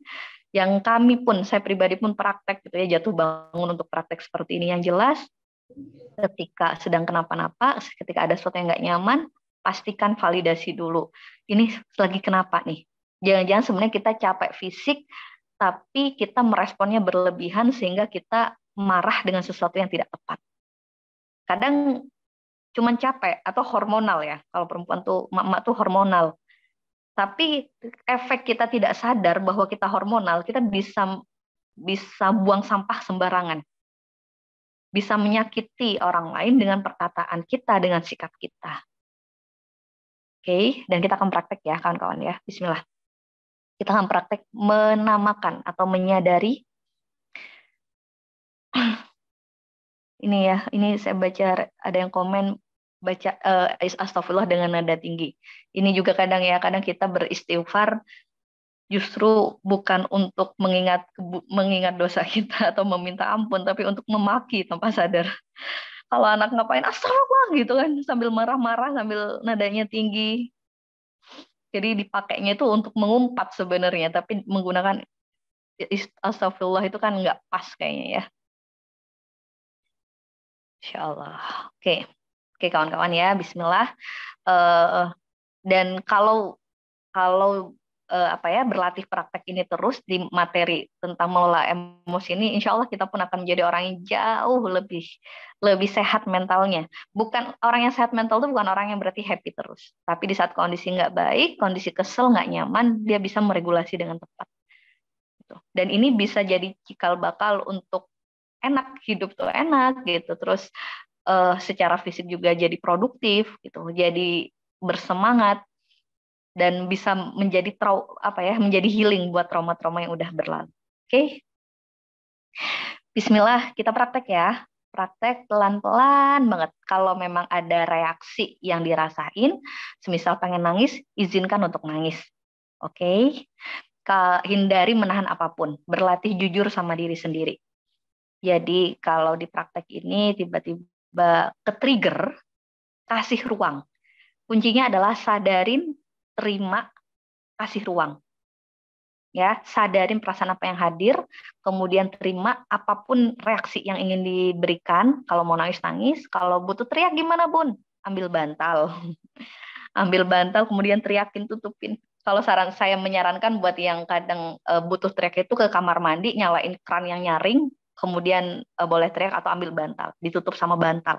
Itu boleh tuh. Jadi dengan kita seperti itu, anak kita pun akan belajar untuk mengelola emosinya dengan baik. Jadi kalau saya sering ngecek ke anak-anak tuh, Bunda, maksudnya gini, marah di versi kami itu adalah bukan marah yang, bukan kayak gitu. Marah itu adalah dia menenangkan diri, Bunda marah nih, nanti kita ketemu, itu terbiasa. Akhirnya mereka pun begitu, kalau mereka marah, Bunda, Mas masih marah, nanti kita ngobrol.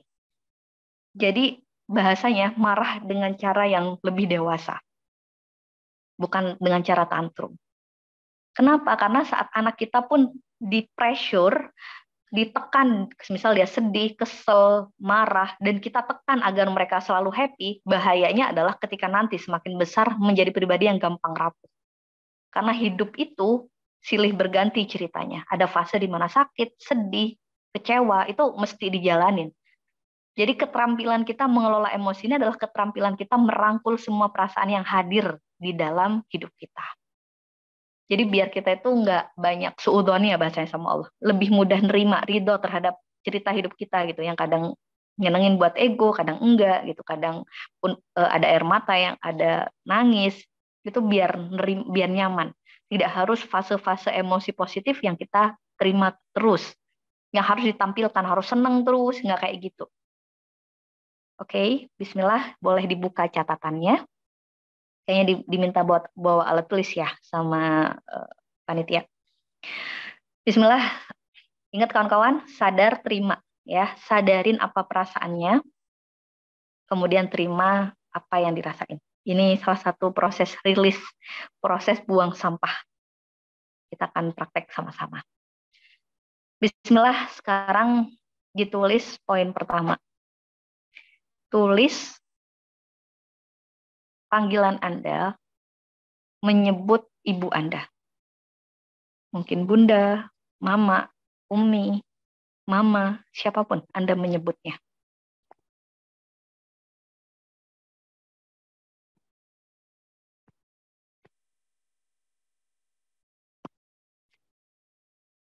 Oke, ditulis. Oke, benar. Ya. Oke, ya. Ya, Mas Arief? Sudah, oke. Lanjut. Oke. Ya. Sudah ya. Kalau sudah, kemudian disadarin perasaan apa yang muncul ketika Anda mengingat beliau. Dan ini boleh lebih dari satu perasaan, boleh lebih dari satu emosi. Tiba-tiba Anda muncul kayak sedih, boleh Anda nulis sedih, tapi muncul perasaan sayang, boleh nulis, semuanya boleh. Disadarin perasaan apa yang muncul ketika Anda mengingat ibu Anda. Apakah ada perasaan sebel yang masih belum tuntas? Apakah ada perasaan rindu kalau memang beliau udah nggak ada misalnya? Apapun itu. Ditulis pelan-pelan. Kalau rindu ditulis boleh. Apalagi perasaan selain rindu. Adakah kecewa di situ? Adakah perasaan apapun boleh. Takut mungkin, sedih, atau marah, hindari menahan. Hindari menahan. Kalau pengen nangis, tiba-tiba ke-trigger kayak nyesek itu, izinkan boleh nangis. Kalau tiba-tiba rasanya kayak apapun, hindari nahan. Kasih ruang. Berlatih jujur sama diri. Nggak apa-apa, mewek aja. Mewek aja. Sambil nangis yang keras ya. Kalau pengen peluk, boleh. Kalau ambil bantal, kemudian peluk bantalnya. Boleh kasih ruang atas apapun. Bisa jadi banyak rasa yang hadir. Bisa jadi muncul perasaan sayang besar, tapi kehilangan yang ini, atau muncul perasaan kecewa, bisa jadi banyak-banyak perasaan. Apapun.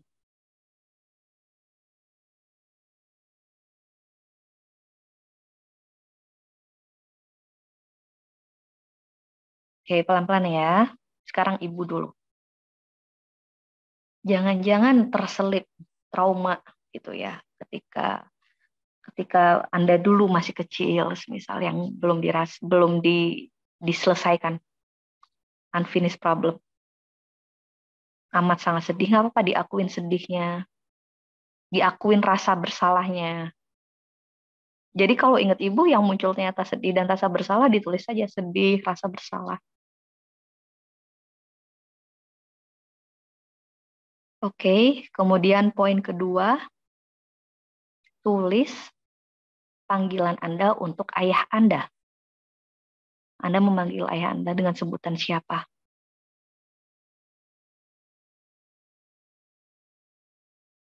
Terus validasi, sadarin perasaan apa yang muncul ketika Anda mengingat ayah Anda.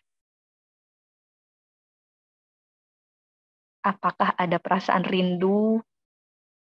Apakah ada kecewa? Apakah ada marah?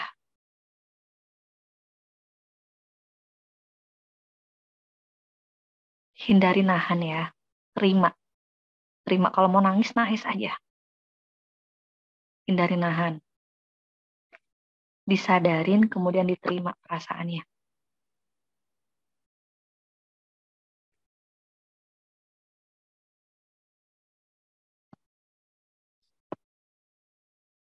Buat Anda anak perempuan yang mungkin tidak dekat sama ayah, bisa jadi ada kerinduan yang cukup besar. Buat Anda anak laki-laki yang mungkin tidak dekat dengan ayah, rindu juga sosok ayah. Rindu pengen main bareng, pengen ngobrol.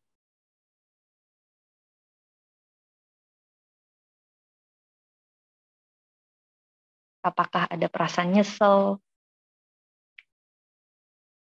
Apapun, disadarin. Sadari, terima. Sadarin, terima. Yang rindu, kalau memang pengen meluk, boleh tuh kalau ada bantal. Didekap bantalnya. Kasih ruang buat sampah batinnya biar keluar.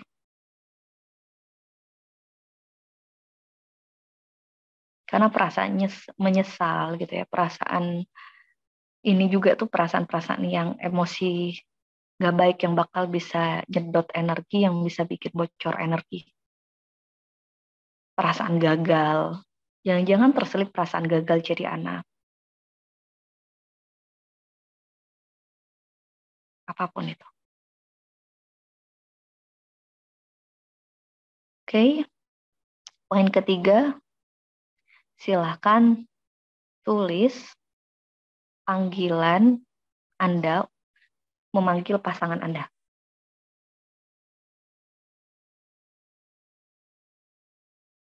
Panggilan Anda untuk pasangan Anda.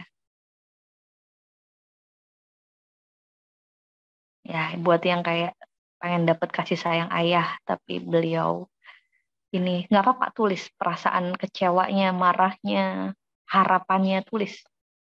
Kalau yang nggak punya pasangan, boleh semisal masih ada sesuatu yang belum clear di masa lalu, mungkin orang-orang yang pernah singgah di masa lalu itu boleh. Kalau nggak juga nggak apa-apa, di skip aja.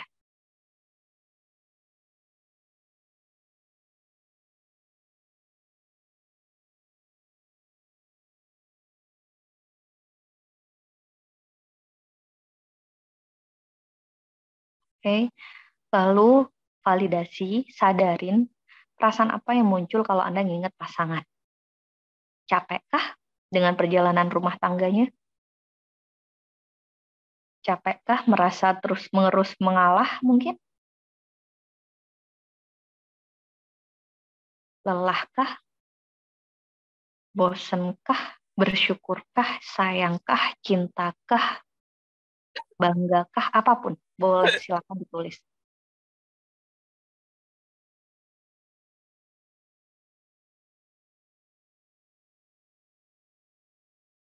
Berlatih menyadari ya, berlatih menyadari.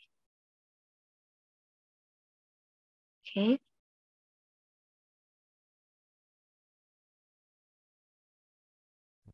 Capek LDR, Bu. Oke, nggak apa-apa. Sadarin kalau capek, ditulis aja dulu. Ditulis kalau mau nangis-nangis, kalau mau nangis-nangis. Kalau ada hasrat pengen mukul, boleh ambil bantal, pukul. Kalau tiba-tiba mual, boleh ambil kresek, lalu muntahkan. Kasih ruang. Kasih ruang buat sampah yang selama ini dipendam, perasaan apapun itu boleh dialirkan pelan-pelan. Oke, selanjutnya, poin selanjutnya, tulis nama anak Anda yang kayaknya Anda tuh kalau punya lebih dari satu anak ya, yang kayak Anda tuh punya emosi, punya apa ya, punya kondisi emosional yang nggak stabil kalau sama anak ini. Itu ya, anak yang mungkin sering bikin Anda kesel kalau punya anak lebih dari satu. Boleh ditulis di poin selanjutnya, tulis namanya, kemudian sadari perasaan apa yang muncul ketika mengingat anak ini.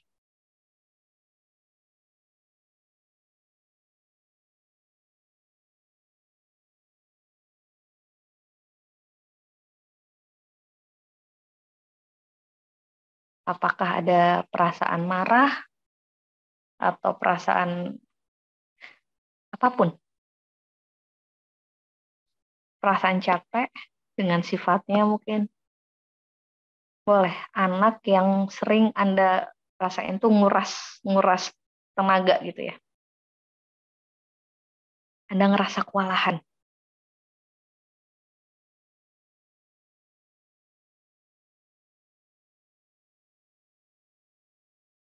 Oke. Bisa jadi Anda sebenarnya ngerasa nggak nyaman gitu ya. Bisa jadi ada perasaan nggak terima tentang anak ini gitu. Kalau beberapa ini ya pengalaman yang saya handle banyak klien tuh jangan-jangan salah satu pemicu kadang kenapa sih kok saya kayak sulit banget akur sama anak yang ini gitu. Bisa jadi kondisi waktu Anda hamil atau punya anak ini di kondisi-kondisi yang memang masa-masa berat misal. Atau kalau yang divorce ya, beberapa klien yang divorce itu kadang ada satu anak yang mirip banget sama ayahnya gitu. Terus kemudian akhirnya jadi kayak ke-trigger gitu setiap ngeliat ayah ini. Gak apa-apa, jujur. Oke, Pak Rudi, saya LDR sebagai ayah mengambil 2 anak balita dan saya lelaku. Yang penting jujur sama diri, divalidasi perasaan. Terus 2 balita, apapun ditulis. Termasuk perasaan bersalah sama anak karena mungkin kelewatan, kelepasan.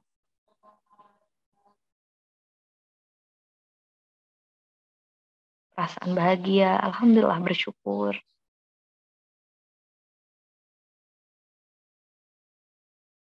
Masya Allah. Salam ya sama adik Mas Afa, sama adik Afa. Oke, terus poin selanjutnya, tulis diri Anda sendiri. Tulis diri Anda sendiri dan sadarin sebenarnya penghakiman apa sih yang Anda tujukan untuk diri Anda sendiri. Sebenarnya perasaan apa sih, emosi apa sih yang banyak meluap tentang diri Anda sendiri. Jangan-jangan Anda merasa gagal jadi seorang ayah, ibu, Anda ngerasa jadi orang nggak berguna, Anda ngerasa lelah, ngerasa mengambil banyak peran berlebih, apapun, capek, semua tulis, capek, nyesel, terus mungkin penghakiman-penghakiman yang seringkali tajam kita tujukan sama diri sendiri, ketika salah, kita kadang terlalu keras menghakimi diri sendiri, apapun. Ditulisin, ditulis, disadarin.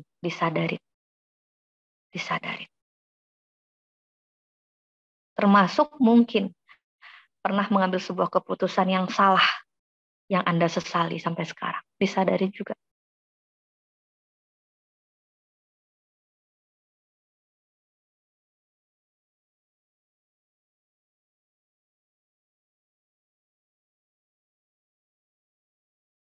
Oke, ya Pak Andi. Masya Allah ya. Ini banyak para ayah. Beberapa ayah yang ngurus anaknya. Masya Allah.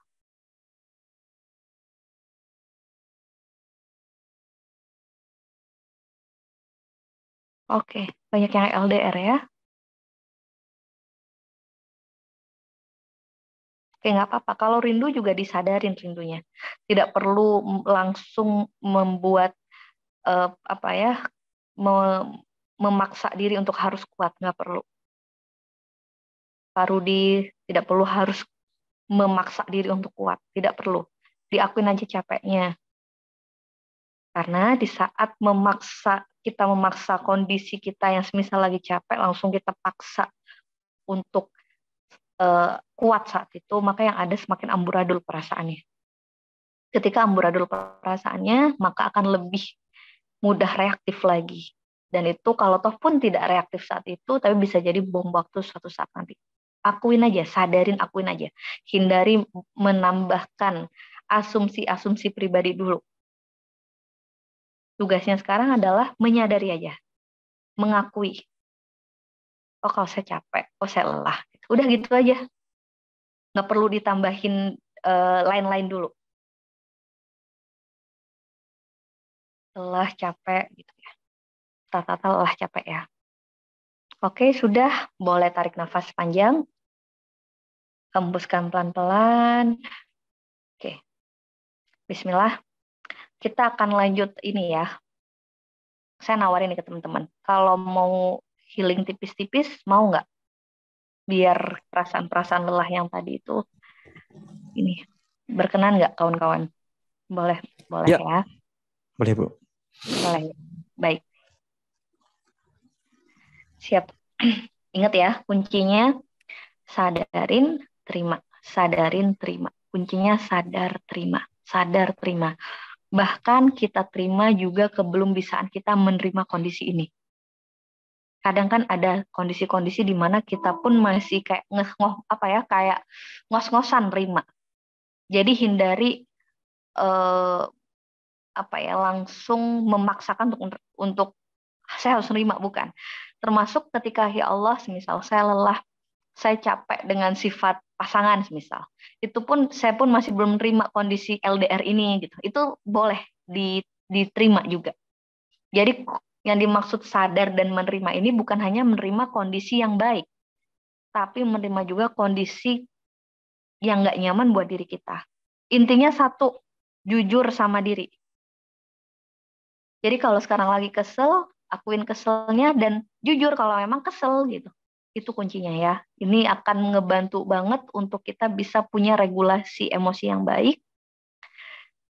Apa yang selama ini kadang bikin kita gampang sumbu pendek itu adalah karena sebenarnya batin kita lagi capek atau fisik kita lagi capek, tapi kita memaksakan untuk kuat. Itu yang terjadi. Apa sih, kenapa sih orang kadang sumbu pendek, gampang reaktif? Karena lagi capek, fisik atau batinnya, tapi tetap dipaksain maju. Akhirnya yang terjadi adalah sumbu pendek, gampang membuang sampah di tempat yang tidak tepat. Dan apa efeknya ketika kita terlalu mempush diri kita? Mempush itu artinya adalah ketika kita mau nangis, lalu kita bilang, nggak boleh nangis, aku harus kuat jalanin ini. Ketika lagi ngerasa capek, langsung bilang, aku nggak boleh lemah, aku nggak boleh capek. Kenapa? Karena kasihan anak-anak. Maka efeknya adalah kita terlalu keras sama diri kita, dan itu akan ngelukain, tidak baik untuk kesehatan mental kita. Efeknya, salah satu efek yang kadang fatal adalah kita akan memaksakan orang lain juga keras seperti kita. Kita akan memperlakukan orang lain keras. Jadi ketika anak lagi capek, kita akan memaksakan dia untuk menjalankan tugasnya, dengan akhirnya dalam tanda kutip, mohon maaf banget, kita akhirnya kurang memanusiakan diri kita dan memanusiakan orang lain. Akan memaksa kayak, ayah juga capek, mama juga capek, masa kamu gitu aja capek, masa kamu gitu aja nyerah. Itu yang terjadi, yang banyak terjadi saat ini. Kenapa? Karena seringkali contoh, kalau kita kadang kesel nih, pengen nangis, tapi ditahan, dengan alasan kita harus kuat, begitu anak kita merasakan kecewa, gitu ya, harusnya dia nangis dan kita izinkan dia menangis sebagai bentuk mengeluarkan emosi kesel dia, emosi kecewa dia, tapi kita tahan, kita bilang nggak boleh nangis, nggak boleh kayak gini. Yang ada adalah suatu saat nanti anak ini akan menjadi anak yang bingung dengan dirinya sendiri dan dia akan menampilkan hal-hal yang baik di depan orang tuanya, even dia rapuh. Akhirnya ketika rapuh dia mencari tempat di luar mana yang sekiranya dia bisa diterima dan hanya menampilkan hal-hal yang baik aja di depan orang tuanya. Itu bahaya banget. Jadi harusnya gimana? Dengan kita bersifat lentur sama diri kita, maka kita insya Allah akan juga lentur sama anak-anak kita. Jadi normal anak itu sedih, kecewa itu adalah hal yang manusiawi. Kalau dia nangis, temenin aja, bantu namain. Jadi meregulasi emosi kita juga mencontohkan regulasi emosi buat anak. Jadi kalau anak lagi nangis, kita bilang, nah kenapa? Misal dia minta sesuatu, nggak kita belikan karena memang bukan waktunya, misal. Kita sampaikan, dia nangis, kita bilang, oh ya, ayah tahu, mama tahu kamu kecewa. Kasih nama langsung. Kamu kecewa ya, nah, oh iya, boleh kok kamu nangis. Untuk mengeluarkan rasa kecewa kamu. Nanti kalau dia sudah tenang durasinya, karena anak tidak mungkin nangis seumur hidupnya. Karena anak juga nggak mungkin nangis. Kalau pengalaman saya nge-handle anak-anak gitu ya, karena salah satunya juga Allah izinkan saya di sini apa ya, ada 400 anak mukim tinggal bersama saya, dan kebayangkan gimana hektiknya, gimana crowdednya 400 anak tinggal bareng. Itu kalau ada yang nangis tuh maksimal sekitar kurang lebih setengah jam lah. 45 menit itu pun kalau paling lama. Izinkan aja dia untuk nangis sampai dia pun selesai dengan nangisnya. Baru ketika dia udah tenang, kita kasih minum. Kalau udah tenang, baru ajak ngobrol. Mohon maaf ya, tadi nggak dibelikan karena kondisinya seperti ini, seperti ini, seperti ini. Jadi beri ruang buat orang lain, buat anak-anak kita untuk juga bisa menamakan apa, menyadari apa yang dirasain, menamakan apa, dan memberikan ruang. Jadi kalau anak semisal boys tuh, kadang pengen mukul gitu ya. Kalau beberapa klien saya malah udah beliin anak-anaknya itu ini, apa sih, buat tinju-tinjuan gitu. Jadi kalau kesel, dia nanti mukul dulu, kalau udah tenang baru dia ini. Jadi memberikan ruang. Karena kenapa, itu salah satu bentuk regulasi. Daripada dia tanpa sadar mukul orang lain. Oke, bismillah kita mulai ya proses healingnya. Semoga dengan ini Allah bantuin untuk ngerilis sampah-sampah yang selama ini numpuk mungkin. Boleh tarik nafas panjang, hembuskan pelan-pelan, tenang pelan. Boleh lagi satu kali lagi tarik nafas panjang, hembuskan pelan-pelan, pejamkan mata, tenang pelan. Disadarin, dinikmatin prosesnya. Bismillah, ya Allah. Duhai Allah, wahai Zat yang Maha Tahu. Tuhan kami yang Maha Tahu. Engkau yang Maha Tahu semua emosi-emosi yang ada di dalam diri kami. Engkau yang Maha Tahu perjalanan hidup kami yang tidak mudah. Bolehkah kami siang hari ini mengaku bahwa kami capek banget? Bolehkah kami jujur pada siang hari ini bahwa kami lelah dengan semuanya? Engkau yang paling tahu gimana capeknya ngurusin anak. Gimana capeknya nahan rasa rindu sama orang tua. Gimana capeknya nyesel karena merasa gagal jadi anak, gagal memberikan yang terbaik. Engkau yang paling tahu. Gimana bertahun-tahun atau setiap harinya hamba membawa sampah emosi ini. Hamba capek, hamba capek, hamba capek banget. Hamba capek fisik, hamba capek batin. Hanya pengen bilang, hanya pengen ngakuin, hanya pengen nyadarin bahwa diri ini sedang lelah, diri ini sedang capek. Dan hamba ternyata punya banyak emosi yang gak baik. Dengan ibu hamba, mungkin banyak hal-hal yang gak nyaman yang terjadi di masa kecil. Hamba rindu juga sama beliau-beliau yang jauh fisiknya dari hamba. Ya Rob, hanya Engkau yang tahu betapa hamba pun menyimpan banyak rasa kepada ayah hamba. Perasaan rindu, perasaan kecewa, perasaan ingin menangis, perasaan ingin dilindungi, perasaan apapun itu. Termasuk juga menjalani kehidupan rumah tangga. Capek rasanya, capek LDRan, capek rasanya ngurusin rumah sendirian. Capek banget. Kadang masih ngurusin rumah sendirian, kadang juga masih disalah-salahin, capek banget. Ternyata selama ini hamba banyak dolim sama diri hamba sendiri. Begitupun perasaan atau emosi-emosi yang selama ini ada untuk anak. Diingat lagi kawan-kawan, anak-anak yang sering kita tanpa sadar, kadang kita kelepasan marah. Perhatikan wajahnya, perhatikan matanya, perhatikan rautnya yang kadang ketakutan. Allah, maaf ya, dititipin amanah tapi belum bisa menjaga amanah ini dengan baik. Maaf ya kalau mereka seringkali dijadikan pelampiasan. Perhatikan sorot matanya, perhatikan tubuhnya, Kira-kira mereka punya trauma nggak ya sama kami, orang tuanya? Kira-kira mereka cukup bersyukur nggak ya punya kami sebagai orang tuanya? Disadarin, disadarin.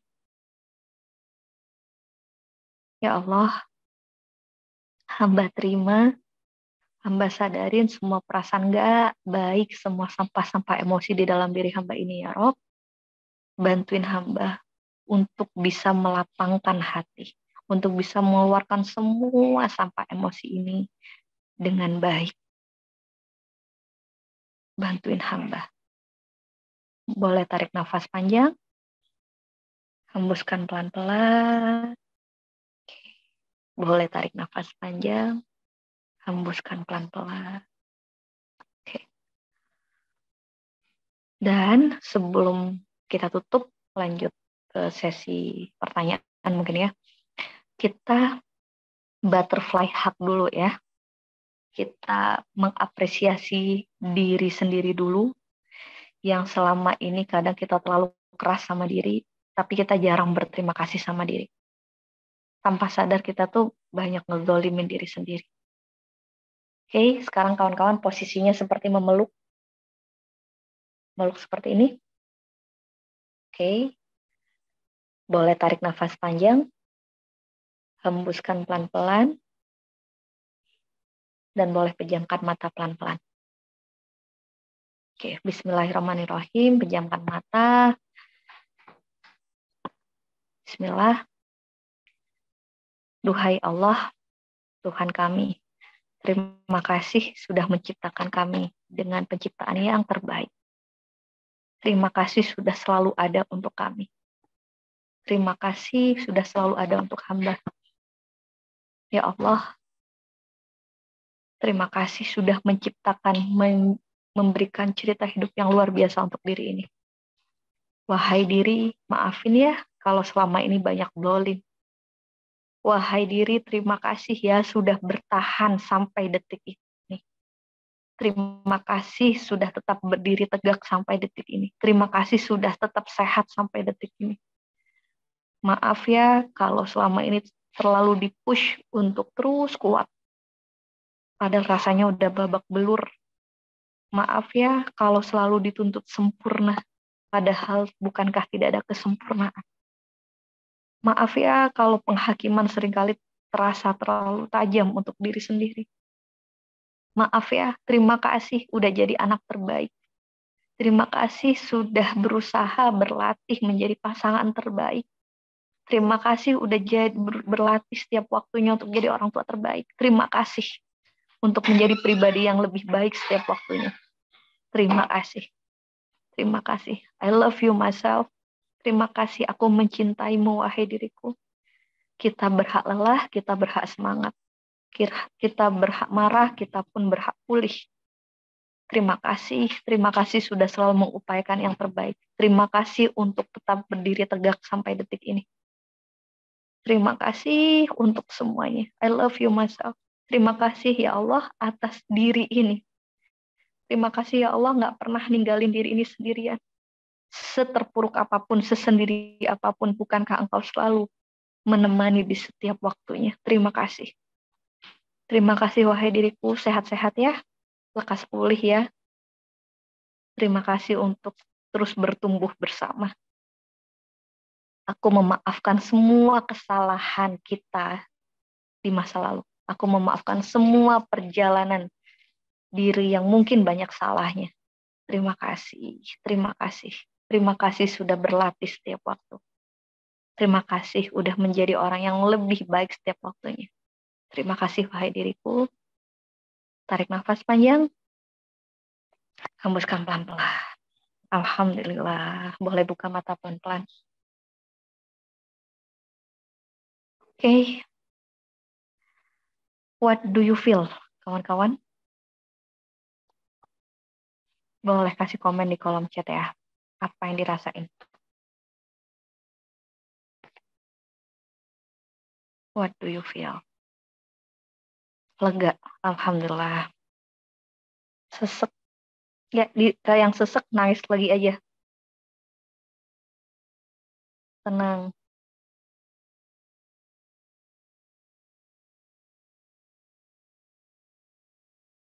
Plong, terbang. Insya Allah. Sedih. It's okay.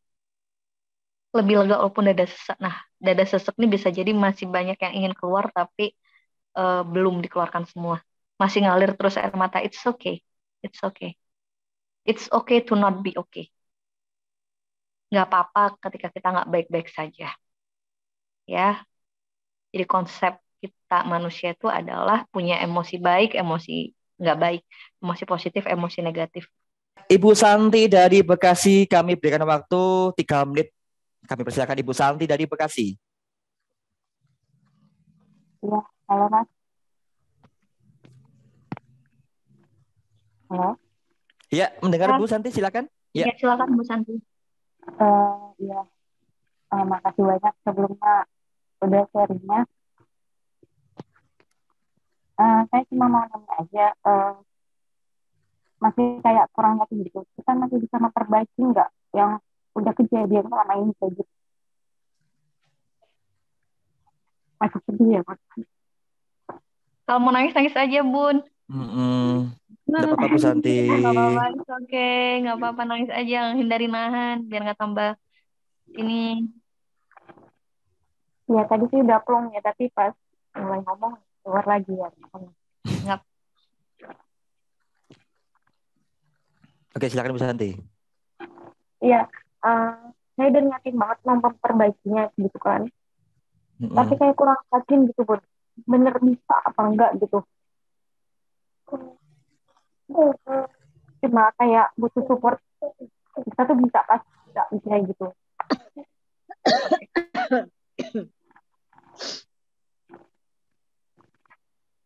Oke. Oke, langsung dijawab Mas Arif. Ya, silakan Bu. Ya. Baik, bismillah. Pertama ya dari Bu Santi. Yang pertama, apakah bisa diperbaiki? Tidak ada sesuatu yang tidak bisa dipulihkan, sekaya apapun kondisinya. Ya, jadi Allah aja maha pemaaf gitu. Terus habis itu gimana cara khawatir ke trigger? Memang tidak lantas mudah, tidak lantas semudah membalikan telapak tangan gitu ya kita untuk proses menjadi tenang, responsif gitu. Tapi yang jelas dengan latihan-latihan yang kayak tadi, latihan-latihan kalau saya pribadi itu paling lama 3 hari itu meregulasi. Jadi sebenarnya ada, nanti kawan-kawan yang punya Instagram boleh mampir ke Instagram di saya di Anik Al-Fatiro. Di situ ada beberapa audio, quotes dan apa ya cerita-cerita banyak kawan-kawan yang di healing gitu. Kalau sampahnya sudah semakin kosong, semakin bersih, insya Allah kita pun akan sudah lebih tenang nyikapin. Jadi kadang kenapa kok masih kelepasan lagi, karena kita belajar seringkali hanya di tataran teori gitu kan. Ngerti, tapi sampahnya nggak bisa, sampahnya belum dibuang, akhirnya yang jalan autopilot, kondisi bawah sadar. Itu yang terjadi. Jadi contoh, waktu kecil semisal pernah dipukul gitu, dan itu rasanya waktu itu tidak terima gitu ya, karena kondisi masih kecil nggak bisa memahami kenapa orang tua kita melakukan itu.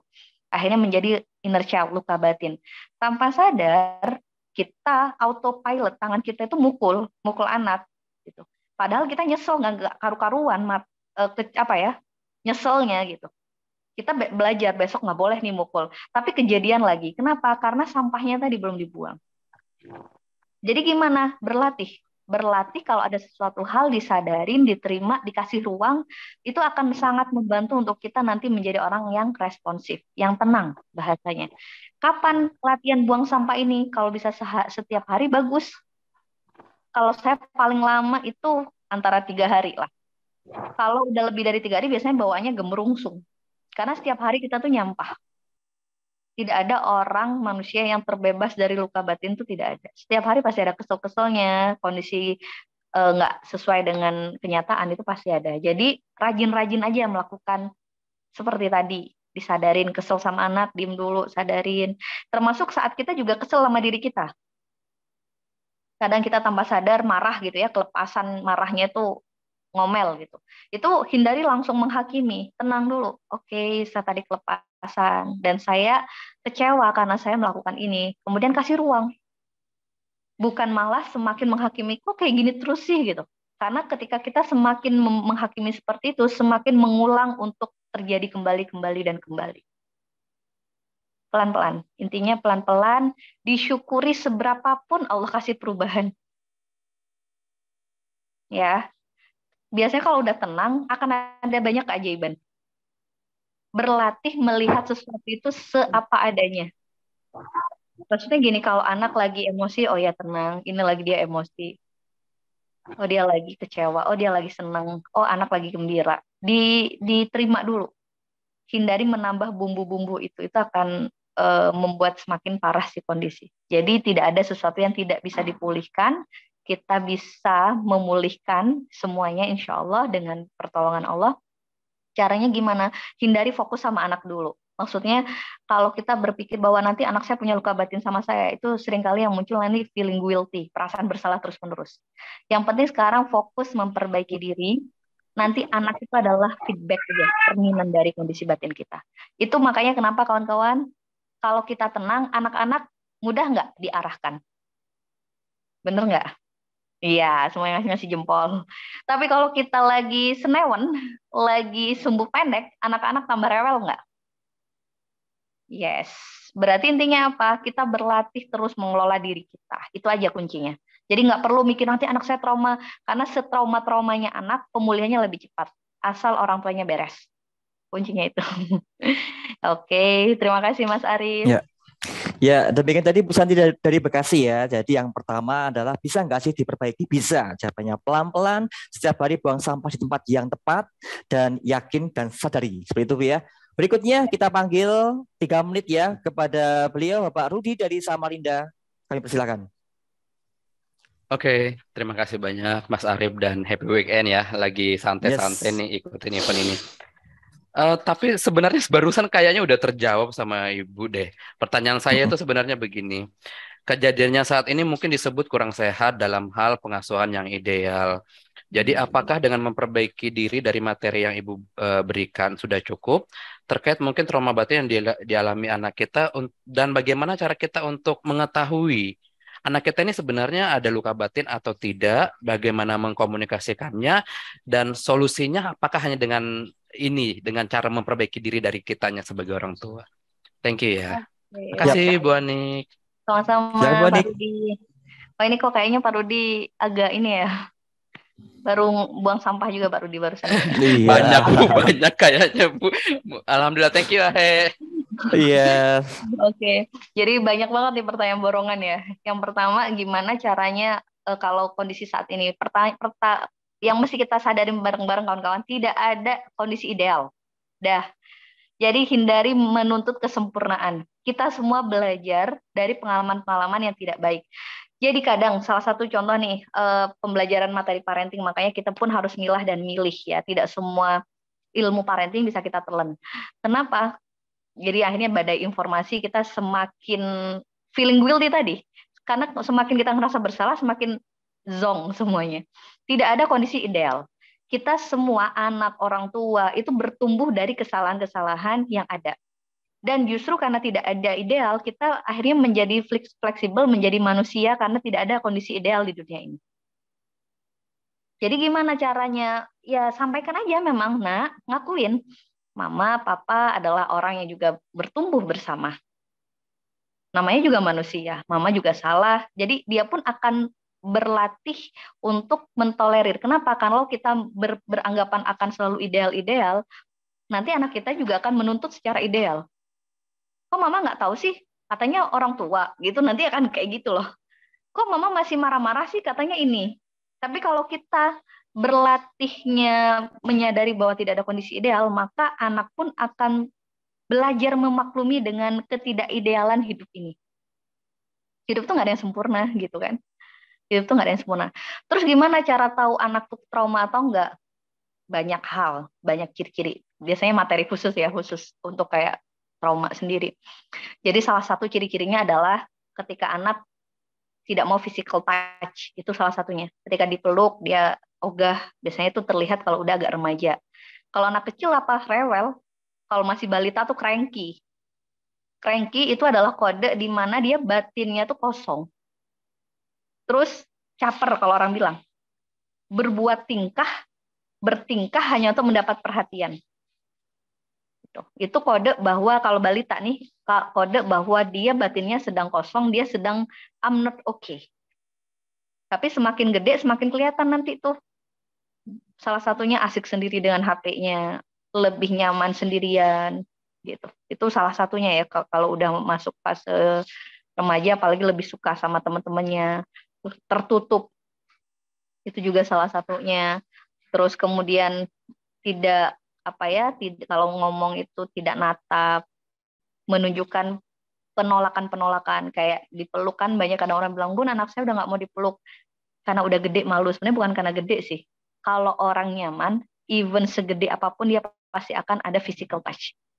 Dia nggak mau kayak gitu karena nggak nyaman. Terus ketika jawaban kalau udah ngomong tuh udah iya enggak, cuman segitu doang, itu juga udah kode-kode tuh. Udah lampu kuning. Dan ternyata kabar baiknya pemulihan itu akan lebih cepat. Pemulihan itu waktunya ternyata lebih cepat daripada proses luka batin itu sendiri. Maksudnya gimana? Misal punya trauma 6 tahun. Dipulihkannya bisa berapa? Bisa cepat banget kok. Gitu. Jadi kayak ada kadang orang tua yang usianya misal 40 tahun punya luka batin inner child. Ternyata proses pemulihannya hanya butuh waktu 1 bulan, ada yang setengah tahun, ada yang 1 tahun. Jadi Allah kasih pemulihan tuh lebih cepat ternyata. Dari proses itu sendiri, itu kabar baiknya. Jadi tugas kita banyak berserah sama Allah itu ya. Banyak bendera putih, libatkan Allah everything. Kalau mau bangunin anak ini kunci kawan-kawan ya. Salah satu kunci untuk biar kita juga nggak mudah keseret adalah lebih banyak bendera putih sama pencipta kita. Kalau kita mau bangunin anak, libatin dulu. Ya Allah, ini anak milikmu, hatinya adalah dalam genggamanmu, maka mudahkan hamba untuk bangunin, mudahkan hamba untuk menasehatin. Itu akan helpful banget. Gitu. Jadi itu Pak Rudi semoga bisa menjawab ya. Jadi prosesnya insya Allah tidak terlalu lama, yang penting. Terus gimana cara mengkomunikasikan kalau sudah tenang, kalau kita sudah beres, insya Allah kita akan enak gitu ngobrol sama anak.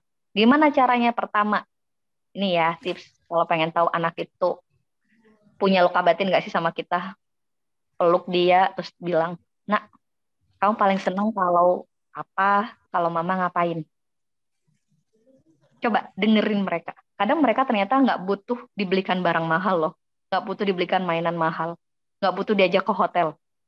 Kadang mereka cuma bilang, seneng banget kalau dipeluk, seneng banget kalau ditemenin main. Itu udah, terus tanyain lagi. Paling nggak suka kalau mama sama papa, kenapa? Itu. Jadi dia pun belajar mengungkapkan apa yang dirasain. Gitu. Seneng kalau ayah gajian. Terus paling nggak suka kalau ayah atau mama kenapa? Kalau ngomel misal, perasaan kamu apa sih nak? Kalau mama marah, kalau ayah marah, apa sih? Ada nggak nak dari yang kamu paling inget yang kamu tuh kesel sama ayah? Itu mesti kita cek. Jangan-jangan menurut kita itu nggak marah, tapi menurut anak itu marah. Itu salah satu pola yang bisa kita bangun gitu untuk ngecek. Kadang saya gitu kadang. Ada nggak kejadian apa sih yang menurut kamu tuh kayak bunda tuh kayak ngeselin gitu? Terus dia bilang waktu itu kayak gini, bunda tuh bilang jangan kayak gini gitu. Oh berarti itu dia kayak gini gitu. Berarti waktu itu kondisinya adalah seperti ini dan itu bisa jadi ajang kita klarifikasi. Nah tahu nggak waktu itu kenapa kenapa mama sama ayah ngomongnya nada tinggi? Karena kakak dikasih tahu begini nggak dengerin, dikasih tahu kedua nggak dengerin. Ingat nggak? Akhirnya dia, oh iya ya. Itu bisa jadi ajang klarifikasi. Oke, yang penting satu, nanyanya di kondisi tenang, hatinya juga tenang. Itu Mas Arief, terima kasih. Ya, terima kasih Bunda Anik. Demikian Bapak Rudi, semoga bisa langsung dipraktekkan kepada putra-putrinya. Yang penting kita sebagai orang tua jangan sampai terlalu tinggi memberikan ekspektasi kepada putra-putri kita. Kita tidak sekali lagi tidak ada kondisi ideal. Semoga kita menjadi orang tua yang bisa berkomunikasi dengan baik kepada putra-putri kita. Seperti itu Ibu Anik ya. Yap. Ya, berikutnya sekarang challenge dari Ahe. Kepada seluruh peserta dari pagi sampai siang hari ini ada semacam challenge dari Ahe ya. Caranya bagaimana? Yang pertama pastikan Ibu Bapak memiliki akun Instagram. Kemudian foto semenarik mungkin kamu bersama putra-putri atau bersama anak kita ya. Foto semenarik mungkin, peluk mereka, dekap mereka. Kemudian di captionnya silahkan tulis kutipan dari materi yang sangat menarik ini. Kutipan yang paling nyantol ya, yang paling teringat ketika mendengarkan ini. Yang kemudian paling gilek, yang paling gilek itu Bu. Dan kemudian jangan lupa yang paling inti nih, tag ya. Ya benar Mbak ya, tag ya. Tag nama IG-nya AHE Pusat yaitu